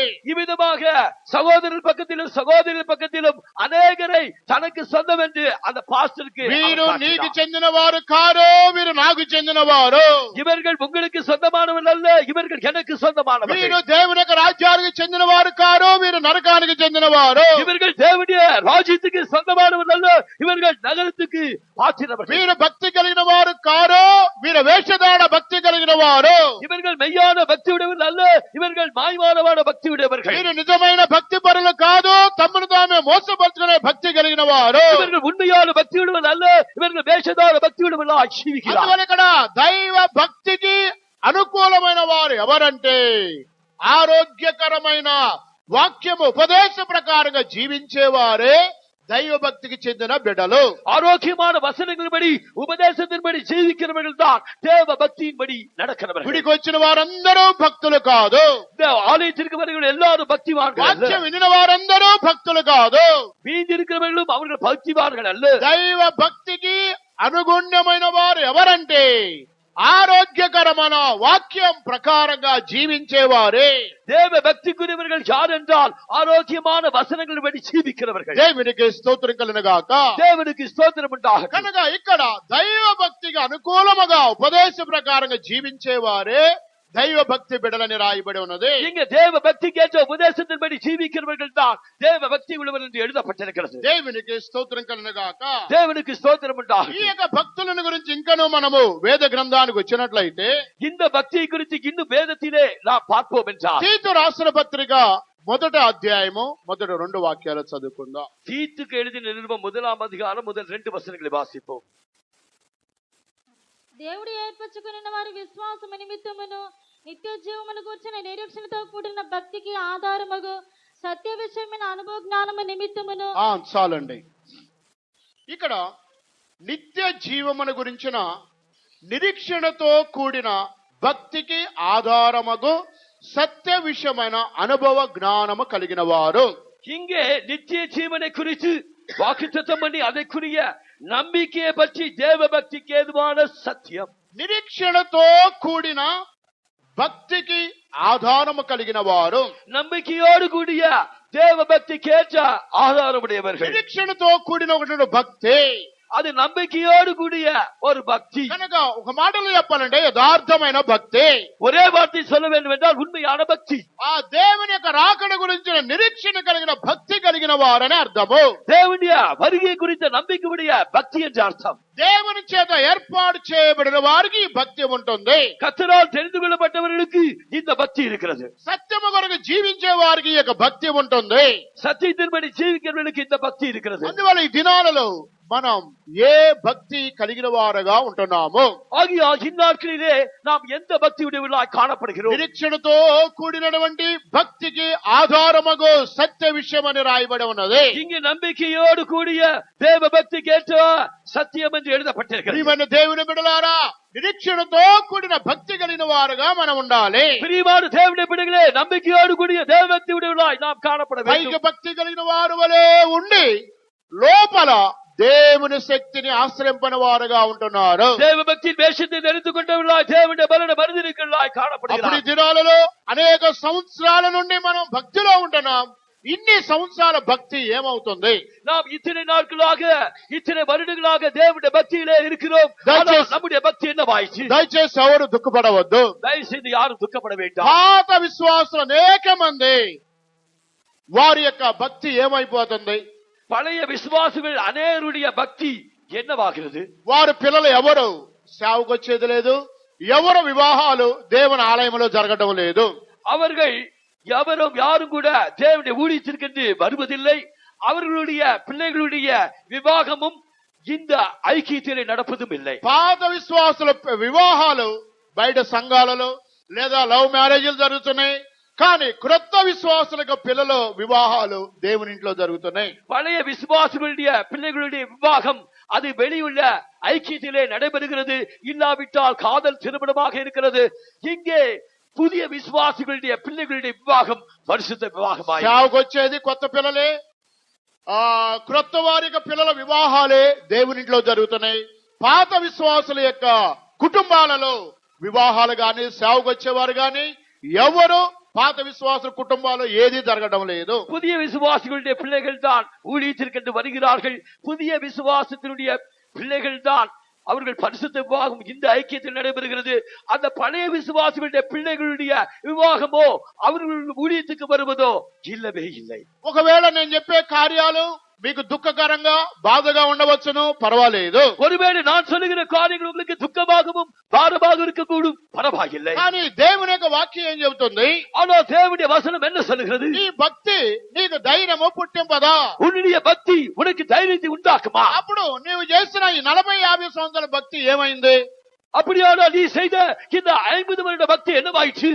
ఈ 30 సంవత్సరాల భక్తి ఏమైంది? உன்னுடைய 30 வருட பக்தி என்னவாயிற்று?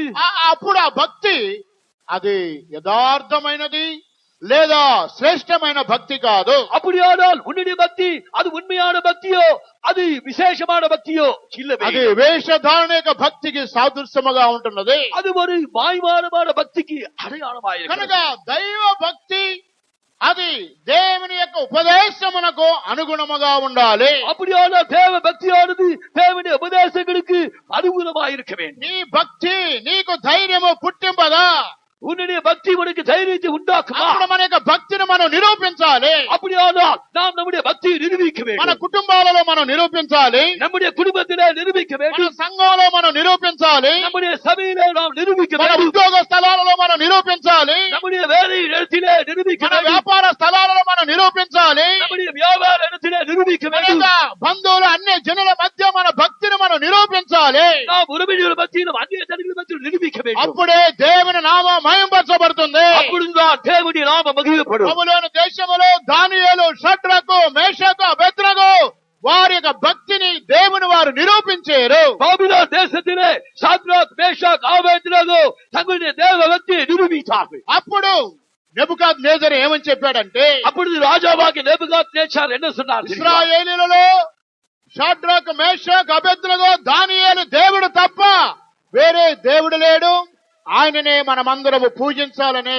సర్వలోకానికి వారు ప్రకటన చేశారు. இஸ்ரவேலுக்குள்ளே சாத்ராக் மேஷாக் ஆபேத்நேகோ தானியேலின் தேவனை போல வேறொருவர் இல்லை, அவரையே நாம் ஆராதிக்க வேண்டும். ఆ యొక్క వారి యొక్క భక్తిని బబులోను దేశంలో వారు నిరూపించారు. அவர்கள் தங்களுடைய தேவ பக்தியை பாபிலோன் தேசத்திலே நிரூபித்தார்கள். అప్పుడు ఈ దినాలలో మనలో ఎంతమంది మీ భక్తిని మీరు నిరూపిస్తున్నారు? அப்படியானால் நவீன எத்தனை பேர் உங்களுடைய பக்தியை நிரூபிக்கிறீர்கள்? ఎలీషా ప్రవక్త కూడా తన యొక్క భక్తిని నిరూపించాడు. எலிஷா தீர்க்கதரிசி தன்னுடைய பக்தியை நிரூபித்தார். నయమాన్ యొక్క కుష్ఠ రోగమును బాగు చేసినప్పుడు, நாகமானின் குஷ்டரோகத்தை அவன் குணமாக்கின போது, అప్పుడు సిరియా నయమాన్ యొక్క రాజు ఇశ్రాయేలీయులలో ఎలీషా ప్రవక్త దేవుడు తప్ప మరొక దేవుడు లేడు. அப்பொழுது சீரியா தேசத்து ராஜா இந்த எலிஷா தீர்க்கதரிசி தேவன் அல்லாமல் இன்னொரு தேவன் உலகத்திலே இல்லை. ఆ ఎలీషా ప్రవక్త సిరియా దేశములో తన దేవుని యొక్క శక్తిని నిరూపించాడు. அந்த எலிசா தீர்க்கதரிசி சீரியா தேசத்திலே தன்னுடைய தேவனுடைய வல்லமையை நிரூபித்தார். ఈ దినాలలో మనం అందరం కూడా అనేక సంవత్సరాల నుండి భక్తి మనలో ఉంటుంది. கித்தாக்களில் நம்பின அநேகருக்குள்ளே பக்தி நமக்குள் தான் இருக்கிறது. అప్పుడు మన యొక్క భక్తిని మనం నిరూపించాలి. அப்படியானால் நமக்குள்ளே இருக்கிற பக்தியை நான் நிரூபிப்போம். ప్రియమైన దేవుని బిడ్డలారా, నేను చెప్తున్న మాటలు మీకు దుఃఖకరముగా ఉండవచ్చును. பிரியமான தேவனுடைய பிள்ளையை நான் சொன்ன வார்த்தைகளுக்கு துக்கமா இருக்கக்கூடும். అప్పుడు మీ యొక్క భక్తి 50 సంవత్సరాలు 40 సంవత్సరాలు 30 సంవత్సరాలు మరి ఏమైపోయింది? அப்படியானால் உன்னுடைய பக்தி 50 வருடமாக 40 வருடமாக 30 வருடமாக என்னவாயிற்று? మీ యొక్క కుటుంబాలలో ఎవరు దేవునికి సేవకు రావడం లేదు. உன்னுடைய குடும்பத்திலே யாரும் தேவனுடைய ஊழியத்துக்கு வரவில்லை. ఎవరికి పరిశుద్ధమైన సంఘములో వివాహాలు జరగడం లేదు. உன்னுடைய பிள்ளைக்கு யாருக்கும் பரிசுத்த விவாகம் சபையிலே இல்லை. లేదా ఎవరు భక్తిగా పిల్లలు కూడా ఉండడం లేదు. இல்லை என்றால் பிள்ளைகள் பக்தியாய் ஜீவிப்பது இல்லை. కానీ ఏబు భక్తుడు చెబుతున్నాడు, నీ భక్తి నీకు ధైర్యమును పుట్టింపదా. ஆனால் யோபு பக்தன் சொல்லுகிறான், உன்னுடைய பக்தி உனக்கு தைரியத்தை உண்டாக்கும். అందువల్ల వేద గ్రంథములో పైకి భక్తి కలిగిన వారు వలె ఉంటున్నారు, లోపల దాని శక్తిని ఆశ్రయింపని వారుగా ఉంటున్నారు. ஆகையால் தான் வேதத்திலே தேவ பக்தியின் வேஷத்தை தெரிந்து கொண்டவர்களாய் இருக்கிறார்கள், தேவ பலனை மறுதலிக்கிறார்கள். అంత్య దినములలో ఇటువంటి యొక్క మనుషులు సంఘములో ఉంటున్నారని రాయబడి ఉన్నది. அந்த கடைசி காலங்களிலே இப்படிப்பட்டவர்கள் சபையில் தான் இருக்கிறார்கள் என்று எழுதப்பட்டிருக்கிறது. దీని గురించి రెండవ పేతురు రాసిన పత్రిక 1వ అధ్యాయమునకు వచ్చినట్లయితే இதை குறித்து 2ஆம் பேதுரு 1ஆம் நிருபத்துக்கு வருவோம் என்றால் 7వ వాక్యం. 2వ పేతురు 1వ అధ్యాయం 7వ వాక్యం. భక్తి ఎందు సహోదర ప్రేమందు దయను అమర్చుకొనుడి. భక్తి యందు సహోదర ప్రేమయందు దయను అమర్చుకొనుడి. தேவ பக்தியோடு சகோதர ஸ்நேகத்தையும் சகோதர ஸ்நேகத்தோடு அன்பையும் கூட்டி வழங்குங்கள். ఇక్కడ భక్తి అనగా తోటి సహోదరుడు పట్ల దేవుని ప్రేమను మనము బయలుపరచడమే నిజమైన భక్తి. இங்கே பக்தியானது நம்மோடு கூடிய சகோதர சகோதரிடத்திலே தேவனோடு கூடிய அன்பை வெளிப்படுத்துவதுதான். సహోదరి యొక్క ప్రేమను మనము బయలుపరచడమే నిజమైన భక్తి. சகோதர ஸ்நேகத்தோடு தேவ அன்பை கூட்டி வழங்குவதுதான் பக்தி. లేదా తోటి సహోదరిని మనము ప్రేమించడమే అదే నిజమైన భక్తి. இல்லை என்றால் உடன் சகோதரரை அன்பு கூறுவதுதான் பக்தி. కనుక నీ యొక్క కుటుంబములో, నీ యొక్క బంధువులలో లేదా సంఘములలో మీలో ఎవరైతే తోటి సహోదరునికి దేవుని ప్రేమను మీలో ఎంతమంది బయలుపరిచేవారుగా ఉంటున్నారు?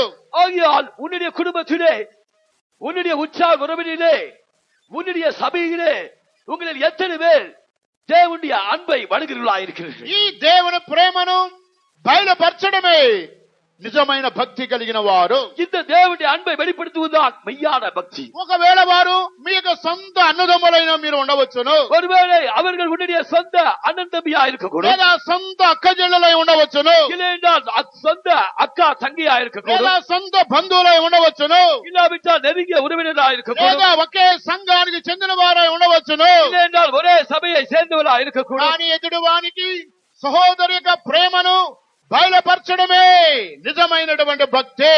ஆனால் நமக்கு முன்பாக இருக்கிறவர்களுக்கு சகோதர ஸ்நேகத்தை வழங்குவதுதான் அந்த மெய்யான பக்தி. ఇటువంటి యొక్క సహోదరిక ప్రేమను బయలుపరచని వారు అంత్య దినాలలో సంఘములో ఉంటున్నారు. అది నిజమైన భక్తి కాదు, వేషధానిక భక్తి. இந்த சகோதர ஸ்நேகத்தோடு அன்பை கூட்டி வழங்குகிறவர்கள் இல்லாமல் இருக்கிறார்கள். அப்படிப்பட்டவர்கள் சபையில் தான் இருக்கிறார்கள். அவர்களுடைய பக்தி அது மாய்மால பக்தி. మీలో అనేక మంది అన్నదమ్ముల మధ్యలో, అక్క చెల్లెల మధ్యలో ఎన్నో మనస్పర్ధలు కలిగిన వారు ఉన్నారు.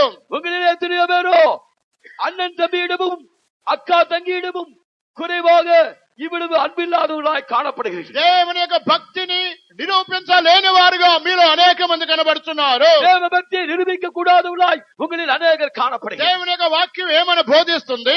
தேவனுடைய வசனம் என்னவென்று போதிக்கிறது? సహోదరి యొక్క ప్రేమను బయలుపరచని వారు భక్తి పరులు కారు. சகோதர ஸ்நேகத்தோடு தேவ அன்பை கூட்டி வழங்காதவர்கள் அவர்கள் பக்தி உள்ளவர்கள். సహోదరిక ప్రేమను బయలుపరచడమే భక్తి. சகோதர ஸ்நேகத்தை வெளிப்படுத்துவதுதான் பக்தி. కనుక ఈ దినాలలో మన యొక్క భక్తిని మనం నిరూపించాలి.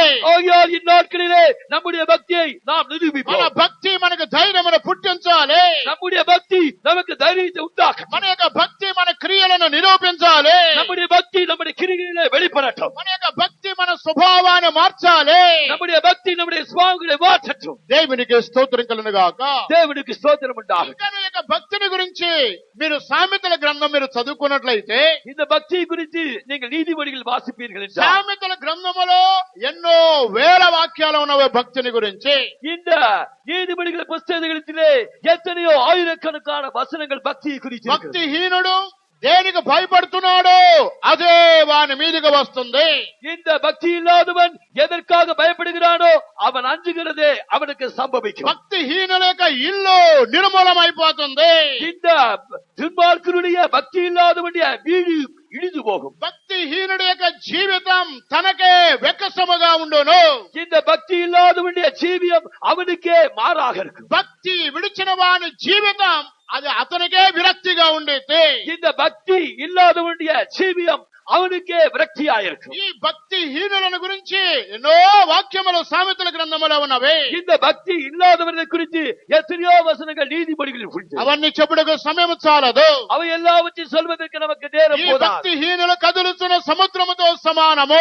இந்த பக்தி இல்லாதவர்கள் அது கொந்தளிக்கிற சமுத்திரத்தை போன்றவர்கள். సంఘములో ఈ అంత్య దినములలో పైకి భక్తి కలిగిన వారు వలె ఉంటున్నారు, లోపల దాని యొక్క శక్తిని ఆశ్రయింపని వారుగా ఉంటున్నారు. கடைசி நாட்களிலே சபையில் தானே தேவ பக்தியின் வேஷத்தை தரிக்கிறவர்களா இருக்கிறார்கள், ஆனால் தேவ பலனை மறுதளிக்கிறார்கள். అనగా వారికి వారే వారికి జీవితాన్ని మోసం చేసుకుంటున్నారు. அவர்கள் தங்களுக்காகவே அவர்கள் தங்கள் ஜீவியத்தை அழித்துக் கொள்கிறார். దీనిని వేమన కవి ఒక పద్యముతో ఆయన పోలుస్తున్నాడు. இங்கே அவர் அன்போடு கூடிய ஒரு காரியத்துக்கு ஒப்பிட்டு சொல்கிறார். ఒక వేమన కవి దానిని గురించి ఆయన ఒక మేడి పండుతో దీనిని బయలుపరుస్తున్నాడు. இந்த ஒரு கவிஞன் இந்த நாவற்கனியோடு ஒப்பிட்டு இந்த காரியத்தை அவர் ஒப்பிட்டு మేడి పండు పైకి మేలిమై ఉండును, లోపల పొట్ట విప్పి చూడు పురుగులు ఉండునని చెబుతున్నాడు. அந்த படமோ அது வெளியே பார்ப்பதற்கு நல்ல கனியாக தெரியும், உள்ளே பார்த்தால் அது புழுக்களால் நிறைந்திருக்கும். కనుక అదే విధంగా పైకి వేషధారణ భక్తి ఉంటుంది, లోపల ఆ భక్తికి తగినటువంటి పవర్ అందులో లేదు. அவர்களுக்குள்ளே மாய்மாலமான பக்தி தான் காணப்படுகிறது, அவர்களுக்குள்ளே அதன் பலனை வெளிப்படுத்துகிற பக்தியாக காணப்படவில்லை. లోకములో ఉన్న క్రైస్తవులు ధనము కోసం భక్తిని వారు ఆశ్రయిస్తా ఉంటారు. உலகத்திலே உள்ள கிறிஸ்தவர்கள் அவர்கள் தங்கள் பணத்திற்காக இந்த பக்தியை அவர்கள் சார்ந்திருப்பார்கள். వారి నుండి వచ్చేటువంటి ధనము వలన, మిషనరీ ఫండ్స్ వలన, డబ్బు కొరకు వారు భక్తిగా ఉన్నామని నటిస్తా ఉంటారు. அவர்கள் பாரிலிருந்து வருகிற அந்த பணத்திற்காக, அந்த மிஷனரி ஃபண்டுக்காக அவர்கள் பக்தியாய் ஜீவிக்கிறவர்களை போல நடிப்பார்கள். నెల జీతాల కొరకు వారు ఆ సంఘములో క్రైస్తవుల మధ్యలో మేము భక్తులము అని ధనము కొరకు వారు భక్తిని వారు కనపరుస్తా ఉంటారు. அவர்கள் தங்கள் மாத சம்பளத்திற்காக தங்கள் கிறிஸ்தவர்களுக்குள்ளே அவர்கள் பக்தி உள்ளவர்களை போல அவர்கள் நடிப்பார்கள். కానీ మన యొక్క క్రైస్తవ జీవితం అలా కాదు. ஆனால் நம்முடைய கிறிஸ்தவ ஜீவியம் அமிதமாக அல்ல. ధనము కొరకు భక్తిని కనపరిచేవారుగా మనం ఉండకూడదు. பணத்திற்காக பக்தியை காட்டுவர்களா ஜீவிக்க கூடாது. దేవుని యొక్క శక్తిని అనుభవించే దానికి తగిన భక్తి మనలో ఉండాలి. தேவனுடைய பலனை அனுபவிக்கிறவர்களாய் நாம் ஜீவிக்கிறவர்களாய் காணப்பட வேண்டும். ఒక వ్యాధి మనకు సంభవించినప్పుడు మనకు భక్తిని మనం నిరూపించాలి. ஒரு வியாதி நமக்கு சம்பவிக்கும் போது நம்முடைய பக்தியை நாம் வெளிப்படுத்த ఒక வேண்டும். శోధన వచ్చినప్పుడు మన భక్తిని మనం నిరూపించాలి. ஒரு சோதனை வரும்போது நம்முடைய பக்தியை நாம் நிரூபிக்க வேண்டும். ఒక ఛాలెంజ్ వచ్చినప్పుడు మన భక్తిని మనం నిరూపించాలి. ஒரு சேலஞ்ச் வரும்போது அதற்கேற்ற பக்தியை நாம் நிரூபிக்க భక్తి வேண்டும். కలిగినటువంటి ఒక జీవితం చేసి దేవుని రాజ్యములో ప్రవేశించాలి. பக்தியுள்ள ஒரு ஜீவியம் செய்து நாம் தேவனுடைய ராஜ்யத்துக்குள் பிரவேசிக்க வேண்டும். అందువల్ల శక్తి కలిగినటువంటి ఒక భక్తి కలిగిన వారుగా మనం ఉండాలి.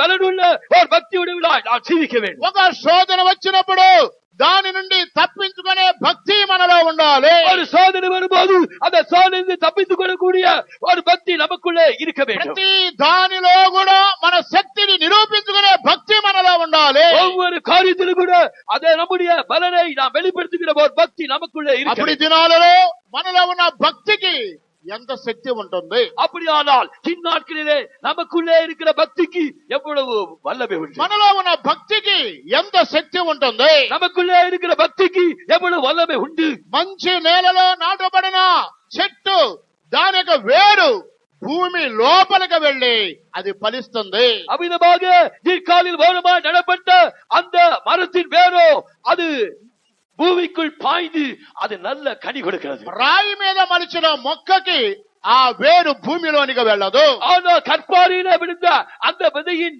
அந்த வேர் அது பூமிக்குள்ளே போகாது. సూర్యుడి యొక్క వేడికి ఆ యొక్క వేరు ఆ మొక్క ఎండిపోతుంది. அந்த சூரியனுடைய வெப்பத்திற்கு அதனுடைய வேரும் அதனுடைய இலையும் காய்ந்து போகும். అందువల్ల దాని యొక్క వేరు యొక్క శక్తి భూమిలోనికి వెళ్ళడం లేదు.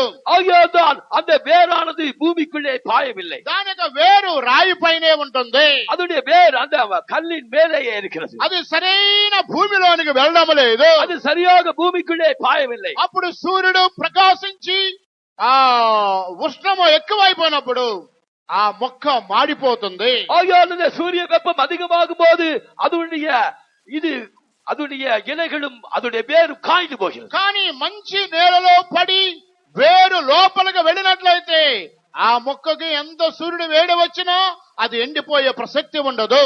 அந்த நல்ல நிலத்திலே விழுந்த விதையானது அது முளைத்து அதனுடைய வேர் நிலத்துக்குள்ளே பாய்ந்து போகும்போது அந்த செடி அது நிலைத்திருக்கிறது. కనుక ఈ దినాలలో మన యొక్క భక్తి మన క్రియలను నిరూపించాలి. அப்படியான இந்நாட்களிலே நம்முடைய பக்தி நம்முடைய கிரியைகளை நிரூபிக்க வேண்டும். మన యొక్క భక్తి మన స్వభావాన్ని మార్చాలి. நம்முடைய பக்தி நம்முடைய சுபாவத்தை மாற்ற வேண்டும்.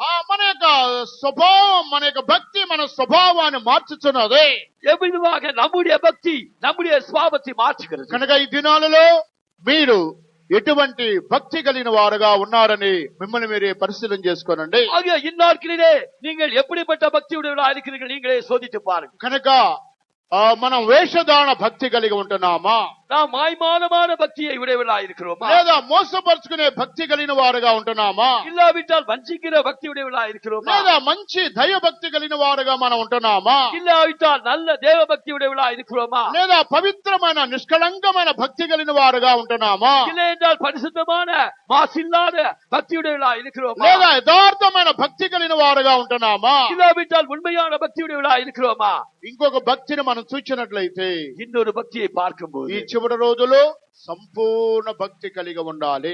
இந்த கடைசி நாட்களிலே நாம் பரிபூர்ணமான பக்தி உடையவர்களாக இருக்க మొదటి வேண்டும். తిమోతి రాసిన పత్రిక 2వ అధ్యాయం 1వ వాక్యానికి వచ్చినట్లయితే முதலாம் தீமோத்தேயு 2ஆம் அதிகாரம் 1ஆம் வசனத்தை வாசிக்கும் ఆ போது సంపూర్ణమైన భక్తి ఈ అంత్య దినాలలో మనం కలిగి ఉండాలి. இந்த கடைசி காலங்களிலே நாம் பரிபூர்ணமான பக்தி உடையவர்களாய் காணப்பட வேண்டும். మనము సంపూర్ణ భక్తియు మాన్యతయు కలిగి నెమ్మదిగాను సుఖముగాను బ్రతుకు నిమిత్తము అన్నిటికంటే ముఖ్యముగా మనుషులందరి కొరకు దేవునికి స్తోత్రం కలుగునుగాక. தேவனுக்கு ஸ்தோத்திரம் உண்டாகட்டும். సంపూర్ణమైన భక్తి ఎవరిలో ఉంటుందో వారు నెమ్మది కలిగిన వారుగా ఉంటున్నారు. இந்த பரிபூர்ணமான பக்தி யாரிலே காணப்படுகிறதோ அவர்கள் கலகமில்லாமல் அமைதியுள்ள ஜீவனம் பண்ணுவார்கள். సుఖముగాను నెమ్మదిగాను సంతోషంగా వారు జీవిస్తున్నారు. அவர்கள் கலகமில்லாமல் சுகத்தோடும் அமைதியோடும் ஜீவனம் பண்ணுவார்கள். ఈ యొక్క సంపూర్ణమైన భక్తి లేని వారికి ఏదో ఒక కలవరం ఒక కొరత వారి హృదయంలో ఉంటుంది.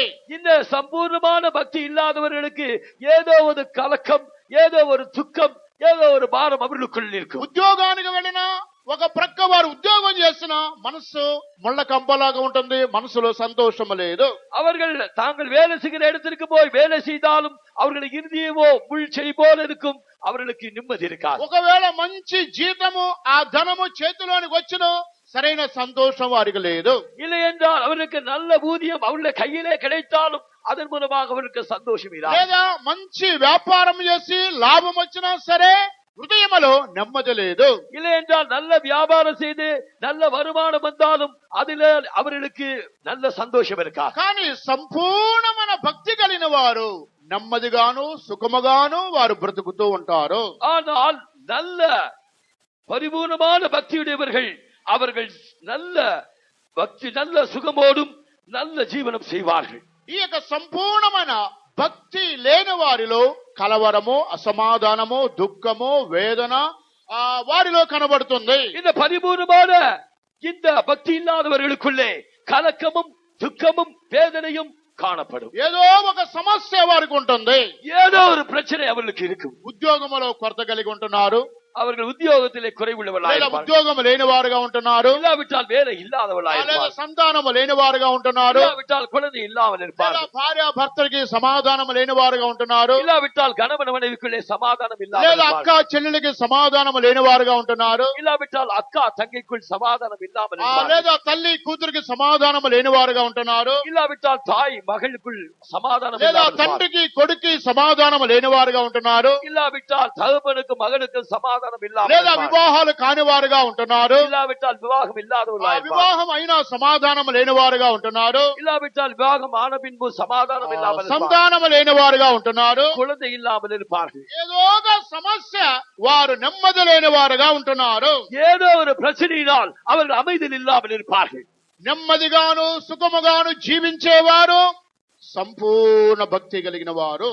இந்த அமைதலோடு அவர்கள் நிம்மதியாக ஜீவிக்கிறவர்கள் பரிபூர்ணமான பக்தியுடையவர்கள். ఇక్కడ ఎంత మంది అయితే కూర్చున్నారో ప్రతి వారి కుటుంబములో సమస్యలు కలిగిన వారు 190 మంది ఉన్నారు. இங்கே உட்கார்ந்திருக்கிற அநேகருக்குள்ளே 90% அவர்கள் இந்த நிம்மதி இல்லாமல் இருக்கிறார்கள். ఏ సమస్య లేని వారు బహు కొద్ది మంది ఉన్నారు. எந்த பிரச்சனையும் இல்லாதவர்கள் ஒரு சிலர் மாத்திரம் இருக்கிறார்கள். మిగిలిన అందరి జీవితాలలో కుటుంబాలలో ఏదో ఒక సమస్య ఉన్నది.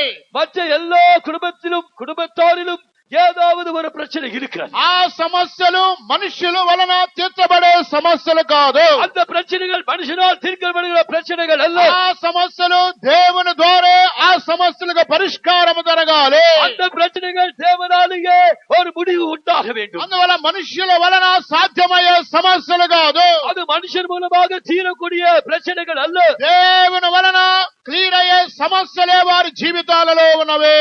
ஐயோ தேவனாலேயே அவர்களுக்கு ஒரு அமைதல் உண்டாக కారణం సంపూర్ణమైన భక్తి కలిగిన వారి దినాలలో లేరు. காரணம் பரிபூர்ணமான பக்தியுள்ளவர்கள் இந்த நாட்களில் ఒక இல்லை. సంపూర్ణమైన భక్తి కలిగిన వారు ఒక చిన్న గ్రూప్ వారు ఉంటున్నారు. இந்த பரிபூர்ணமான பக்தியுடையவர்கள் ஒரு சிறிய கூட்டத்தார். మిగిలిన అనేక మంది ఈ భక్తి విషయంలో కొరతగానే కనబడుతున్నారు. மற்ற அநேக ஜனங்கள் இந்த பக்தியின் காரியத்திலே குறைவுபட்டிருக்கிறார். అంత్య దినాలలో సంఘములో పైకి భక్తి కలిగిన వారుగా ఉంటున్నారు, లోపల దేవుని యొక్క శక్తిని ఆశ్రయింపని వారుగా ఉంటున్నారు. இந்த கடைசி நாளிலே சபையில் தானே பார்ப்பதற்கு தேவ பக்தி உள்ளவர்கள் போல காணப்படுகிறார்கள்.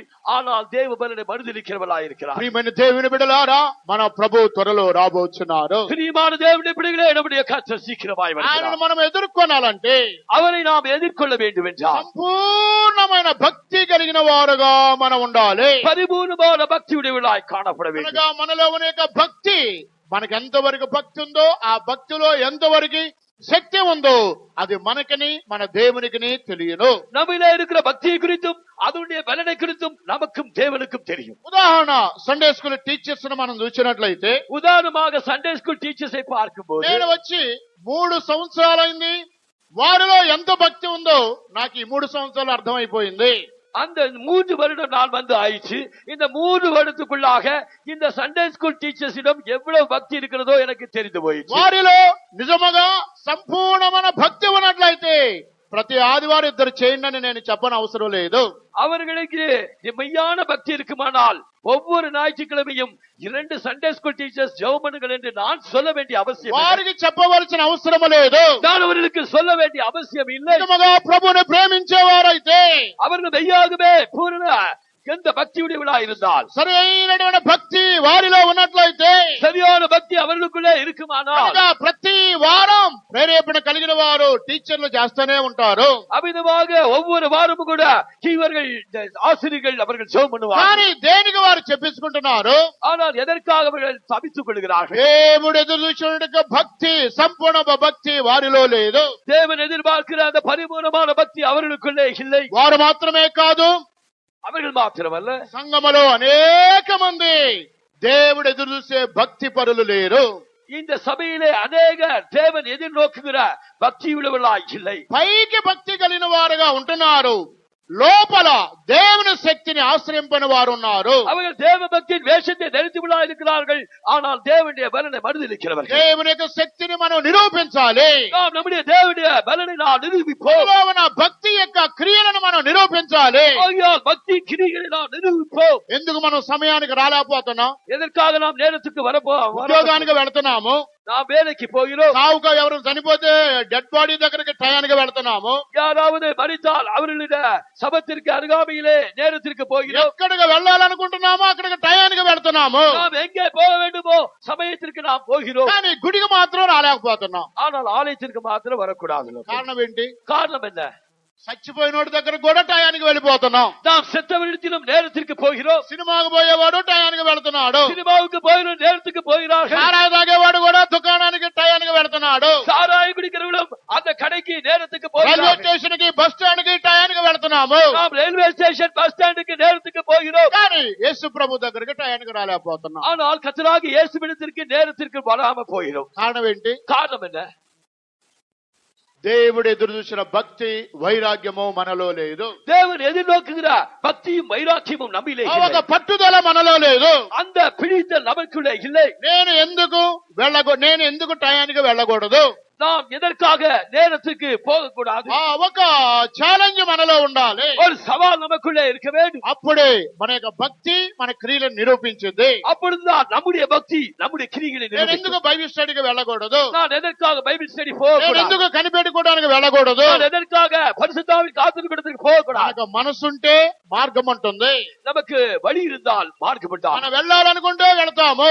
நாம் போக வேண்டும் என்றால் போவோம். వెనకబడి హృదయం కఠినమైపోతే ఎక్కడికి మనం వెళ్ళలేము. நாம் பின்வாங்கி நம்முடைய இருதயம் கடினப்பட்டால் நாம் எங்கும் போக மாட்டோம். కనుక మన యొక్క భక్తి మనము మన క్రియలను నిరూపించాలి. நம்முடைய பக்தி நம்முடைய கிரியைகளை நிரூபிக்க కనుక வேண்டும். ఈ యొక్క అంత్య దినాలలో అనేక మంది పైకి భక్తి కలిగిన వారుగా ఉంటున్నారు, లోపల దేవుని శక్తి లేదు. ஆனால் இந்நாட்களிலே அநேகர் தேவனுடைய பக்தியின் வேஷத்தை தரித்தவர்களாக இருக்கிறார்கள், தேவ பலனை மறுதலிக்கிறார்கள். కనుక దేవుని శక్తిని అనుభవించే వారుగా మనం ఉండాలి. நாம் தேவனுடைய வல்லமையை அனுபவிக்கிறதா இருக்க வேண்டும். అందువల్ల పౌలు సంఘమునకి అంత్య దినాలలో ఈ 17 స్వభావాలు కలిగిన వారు ఉన్నారు. ஆகையால் அப்போஸ்தலனாகிய பவுல் சபைக்கு சொன்ன வண்ணமாக இந்த 17 சுபாவம் உடையவர்கள் சபையில் இருக்கிறார்கள். ఈ యొక్క స్వభావాల గురించి సుమారు మనము 5 మాసాల నుండి నేర్చుకుంటున్నాము. இந்த சுபாவங்களை குறித்து கடந்த 5 மாதங்களாக நாம் கற்றுக்கொண்டு ఈ வருகிறோம். స్వభావాలు కలిగిన వారందరూ సంఘములో ఉన్నారు. இந்த சுபாவம் உடையவர்கள் எல்லாரும் சபையில் தான் இருக்கிறார்கள். అది ఎవరిలో ఏ కార్యాలు ఉన్నాయో మిమ్మల్ని మీరే పరిశీలన చేసుకోండి. இந்த காரியங்களிலே யார் யார் இடத்தில் என்னென்ன காரியங்கள் இருக்கிறதோ நீங்களே பரிசீலித்துக் கொள்ளுங்கள். స్వార్థ ప్రియులు మీలో ఎవరు ఉన్నారు? தற்புரியர்கள் எத்தனை பேர் உங்களில் இருக்கிறார்கள்? స్వార్థ ప్రియుల గురించి సంఘములో ఉన్నారని పౌలు చెబుతున్నాడు. தற்புரியர்கள் சபையிலே இருக்கிறார்கள் என்று அப்போஸ்தலனாகிய பவுல் சொல்கிறார். ధనాపేక్షల గురించి సంఘములో ఉన్నారని పౌలు చెబుతున్నాడు. பணப்பிரியர் சபையிலே இருக்கிறார்கள் என்று அப்போஸ்தலனாகிய பவுல் சொல்கிறார். ఆ బింకములు ఆడేవాని గురించి పౌలు చెబుతున్నాడు. ஈமுக்காரனை குறித்து அப்போஸ்தலனாகிய பவுல் சொல்கிறார். దూషకులను గురించి పౌలు చెబుతున్నాడు. தூஷிக்கிறவர்களை குறித்து அப்போஸ்தலனாகிய பவுல் சொல்கிறார். అహంకారులను గురించి పౌలు చెబుతున్నాడు. அகந்தை உள்ளவர்களை குறித்து அப்போஸ்தலனாகிய பவுல் గర్విష్ఠుల சொல்கிறார். గురించి పౌలు చెబుతున్నాడు. லஞ்சமில்லாதவர்களை குறித்து அப்போஸ்தலனாகிய பவுல் சொல்கிறார். మూర్ఖులు గర్భాంధుల గురించి పౌలు చెబుతున్నాడు. மூர்க்கர்களை குறித்து அப்போஸ்தலனாகிய பவுல் சொல்கிறார். క్రూరులు సజ్జనులు అతి ద్వేషులు అనురాగ రహితుల గురించి చెబుతున్నాడు. சுவாப அன்பில்லாதவர்களை குறித்து இணங்காதவர்களை குறித்து அவதூறு செய்வர்களை குறித்து அப்போஸ்தலனாகிய பவுல் சொல்கிறார். అపవాదకుల గురించి ఆయన పలుకుతున్నాడు. நிச்சயமில்லாதவர்களை குறித்து அப்போஸ்தலனாகிய పౌల్ ఈ சொல்கிறார். విధముగా 17 స్వభావాలు కలిగిన మనుషులు సంఘములో చివరి దినాలలో ఉంటున్నారు. இந்த 17 சுபாவங்கள் சபையில் தானே கடைசி காலத்திலே இருக்கிறார்கள். వీరిలో ఆఖరి గ్రూపు వారు పైకి భక్తిగా ఉంటున్నారు, లోపల శక్తి లేదు. இந்த 17 கூட்டத்தாரில் கடைசி கூட்டத்தார் தான் தேவ பக்தியின் வேஷத்தை தரித்தவர்களாய் அதன் பலனை மறுதலிக்கிறவர்களாய் இருக்கிறார்கள். అందువల్ల ఒక్కొక్క విశ్వాసకి ఆయా సందర్భాలలో వారి క్రియలను బట్టి మనకు తెలుస్తుంది ఆ కుటుంబములో దేవుని భక్తి లేదు. சில விசுவாசிகளுடைய ஜீவியத்திலே அவர்களுடைய சுபாவங்களை வைத்து அந்தந்த நேரத்திலே நமக்கு தெரிய வருகிறது அந்த குடும்பத்திலே தேவ பக்தி இல்லை. వారి కుటుంబాలలో వారి బిడ్డల మధ్యలో వారి క్రియలే చెబుతున్నవి, వారిలో సరైన భక్తి లేదు. அவருடைய குடும்பத்திலே அவர்களுக்குள்ளே அவருடைய கிரியை வெளிப்படுத்துகிறது, பக்தி இல்லை. కనుక ఆ క్రియలు వారి యొక్క భక్తిని నిరూపిస్తున్నవి. அவருடைய கிரியைகளே அவர்களுடைய பக்தியை வெளிப்படுத்துகிறது. కనుక మనలో భక్తి ఉన్నట్లయితే ఆ భక్తి మన క్రియలను నిరూపించాలి. நமக்குள்ளே பக்தி இருக்குமானால் அந்த பக்தியானது நம்முடைய கிரியைகளை நிரூபிக்கட்டும். మనలో సరైన భక్తి లేనప్పుడు మన క్రియలు మృతము. நம்மிலே சரியான பக்தி இல்லாத போது நம்முடைய கிரியைகள் வீணாயிருக்கும். క్రియలు లేని విశ్వాసము మృతము అని రాయబడి ఉన్నది. கிரியைகள் இல்லாத விசுவாசம் செத்தது. కనుక మన యొక్క భక్తికి కలిగినటువంటి క్రియలు మన కుటుంబములో, మన జీవితములో, సంఘములో కనబడాలి. நம்முடைய பக்திக்குரிய கிரியைகள் நம்முடைய குடும்பத்திலே, நம்முடைய சபையிலே காணப்படட்டும். అంతేగాని పైకి భక్తి కలిగిన వారమని మేము చెప్పుకున్నట్లయితే అందులో ఏ ప్రయోజనము లేదు. இல்லை என்றால் நாம் தேவ பக்தி வேஷத்தை தரித்தும் தேவன மனிதர்களா இருந்தால் அதிலே பிரயோஜனம் இல்லை. కనుక మనకు భక్తికి తగినటువంటి క్రియలు, స్వభావాలు మన కుటుంబాలలో, మన జీవితాలలో మనం నిరూపించి దేవుని నామాన్ని మహింపరచాలి. அவ்விதமாக நாம் தேவனுடைய பக்திக்கு ஏற்றவனமாக நம்முடைய கிரியைகளை நாம் வெளிப்படுத்தி தேவனுடைய பலனை நிரூபித்து நாம் ஜீவிக்க வேண்டும். వారి కుటుంబాలలో కొన్ని క్రియలు, కొన్ని కార్యాలు చూచినప్పుడు ఇంతేనా వారు భక్తి అని మనకు తెలుస్తుంది. அவருடைய குடும்பத்திலே சில காரியங்களை, சில சம்பவங்களை நாம் பார்க்கும் போது இவருடைய பக்தி இவ்வளவுதானா என்று தெரியும். కనుక ఇంతేనా వారు భక్తి, ఇదేనా వారు భక్తి ఇన్ని సంవత్సరాల నుండి అనేటువంటి దేవునికి అవమానం కలిగే వారుగా మనం ఉండకూడదు. இதுதானா இவருடைய பக்தி என்று தேவனுக்கு அவமானம் உண்டாக்குறபடியான ஒரு பக்தி நம்மிலே காணப்படக்கூடாது. కనుక అది వ్యర్థమైన భక్తి, இது வீணான பக்தி. కనుక దేవుడు ప్రియపడే భక్తి, దేవుడు అంగీకరింపబడే భక్తి మనలో ఉండాలి. தேவன் பிரியப்படுகிற பக்தி, தேவன் அங்கீகரிக்கிற பக்தி நமக்குள்ளே காணப்படும். యేసు క్రీస్తులో ఉన్న భక్తి దేవుడు అంగీకరింపబడిన భక్తి. இயேசு கிறிஸ்துவில் உள்ள பக்தியானது தேவனால் அங்கீகரிக்கப்பட்ட பக்தி. అబ్రహాములో ఉన్న భక్తిని కూడా దేవుడు అంగీకరించాడు. ஆபிரகாமில் உள்ள பக்தியை கூட தேவன் அங்கீகரித்தார். అబ్రహాం తన కుమారుని బలి చెల్లించినప్పుడు, இந்த ஆபிரகாம் தன்னுடைய குமாரனை பலி செலுத்த கொண்டு போகும்போது, ఇందు మూలముగా నీవు దేవునికి భయపడవాడవని నేను ఎరుగుదునని దేవుడు మాట్లాడాడు. இதன் மூலமாக நீ தேவனுக்கு பயப்படுகிறவன் என்று நான் அறிந்து கொண்டேன். దీని ద్వారా దేవుని భయము నీలో ఉన్నదని నిరూపించుకున్నాడు అబ్రహాం అని దేవుడు పలుకుతున్నాడు. இதன் மூலமாக தேவனுடைய பக்தி முன்னிலை இருக்கிறது என்று நிரூபித்தார் என்று தேவனாகிய అబ్రహాములో ఉన్న భక్తిని అబ్రహాము నిరూపించి ఉన్నాడు. ஆபிரகாம் தன்னிலே உள்ள பக்தியை அவன் நிரூபித்தான். తన కుమారుని బలి చెల్లించమన్నప్పుడు బలి చెల్లించాడు. தன்னுடைய குமாரனை பலி செலுத்தும்படியாக சொன்னபோது அவன் செலுத்தினான். అప్పుడు అబ్రహాము యొక్క భక్తిని అబ్రహాము దేవుని దగ్గర నిరూపించుకున్నాడు. அப்பொழுது ஆபிரகாம் தன்னிலே உள்ள பக்தியை தேவனிடத்திலே நிரூபித்தான். మన ఒక్కొక్కరు కూడా మన భక్తిని దేవుని దగ్గర నిరూపించుకోవాలి. நாம் ஒவ்வொருவருடைய பக்தியை நாம் தேவனிடத்திலே நிரூபித்துக் கொள்வோம். యథార్థమైన భక్తి, அதுதான் உண்மையான பக்தி. అటువంటి భక్తి కలిగి ప్రభు రాకడికి మనం సిద్ధపడడానికి ప్రభు మనకు సహాయం చేయనుగా. அந்த பக்தியுடைய விழா கத்தருடைய வரைக்கு ஆயத்தப்பட கர்த்தர் நமக்கு உதவி செய்வார். విన్న వాక్యం నీలో ఫలింపచేసి వేగమే సిద్ధపడుము. విన్న వాక్యం నీలో ఫలింపచేసి వేగమే సిద్ధపడుము. పేరు పెట్టవలసిన తల్లిదండ్రులు ముందుకు రండి. సమర్పించుము, ప్రార్థనతో మేల్కొనుము. పిల్లలకు పేరు పెట్టవలసిన వారు ముందుకు రండి. సమర్పించుము, ప్రార్థనతో మేల్కొనుము. నిరాకడలో యేసు నిరాకడలో ఆయన ముందు చూడగా ఆయనకు ఆనందమే, ఆయనకు ఆనందమే. పరపరము నాగడకు ఆనందము చేయగా, పరపరము నాగడకు ఆనందము చేయగా. దేవుని బలవంతమునాయకు ఆనందమాయనుగా. దేవుని బలవంతమునాయకు ఆనందమాయనుగా. పరపరము నాగడకు ఆనందము చేయగా, పరపరము నాగడకు ఆనందము చేయగా. దేవుని బలవంతమునాయకు ఆనందమాయనుగా.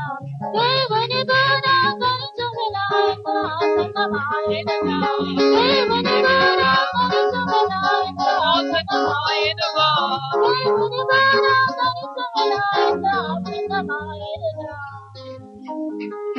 స్తోత్రం, స్తోత్రం, స్తోత్రం. ప్రభు మనకిచ్చిన ఆలోచన కొనకై స్తోత్రించదము. స్తోత్రం, స్తోత్రం, స్తోత్రం, స్తోత్రం.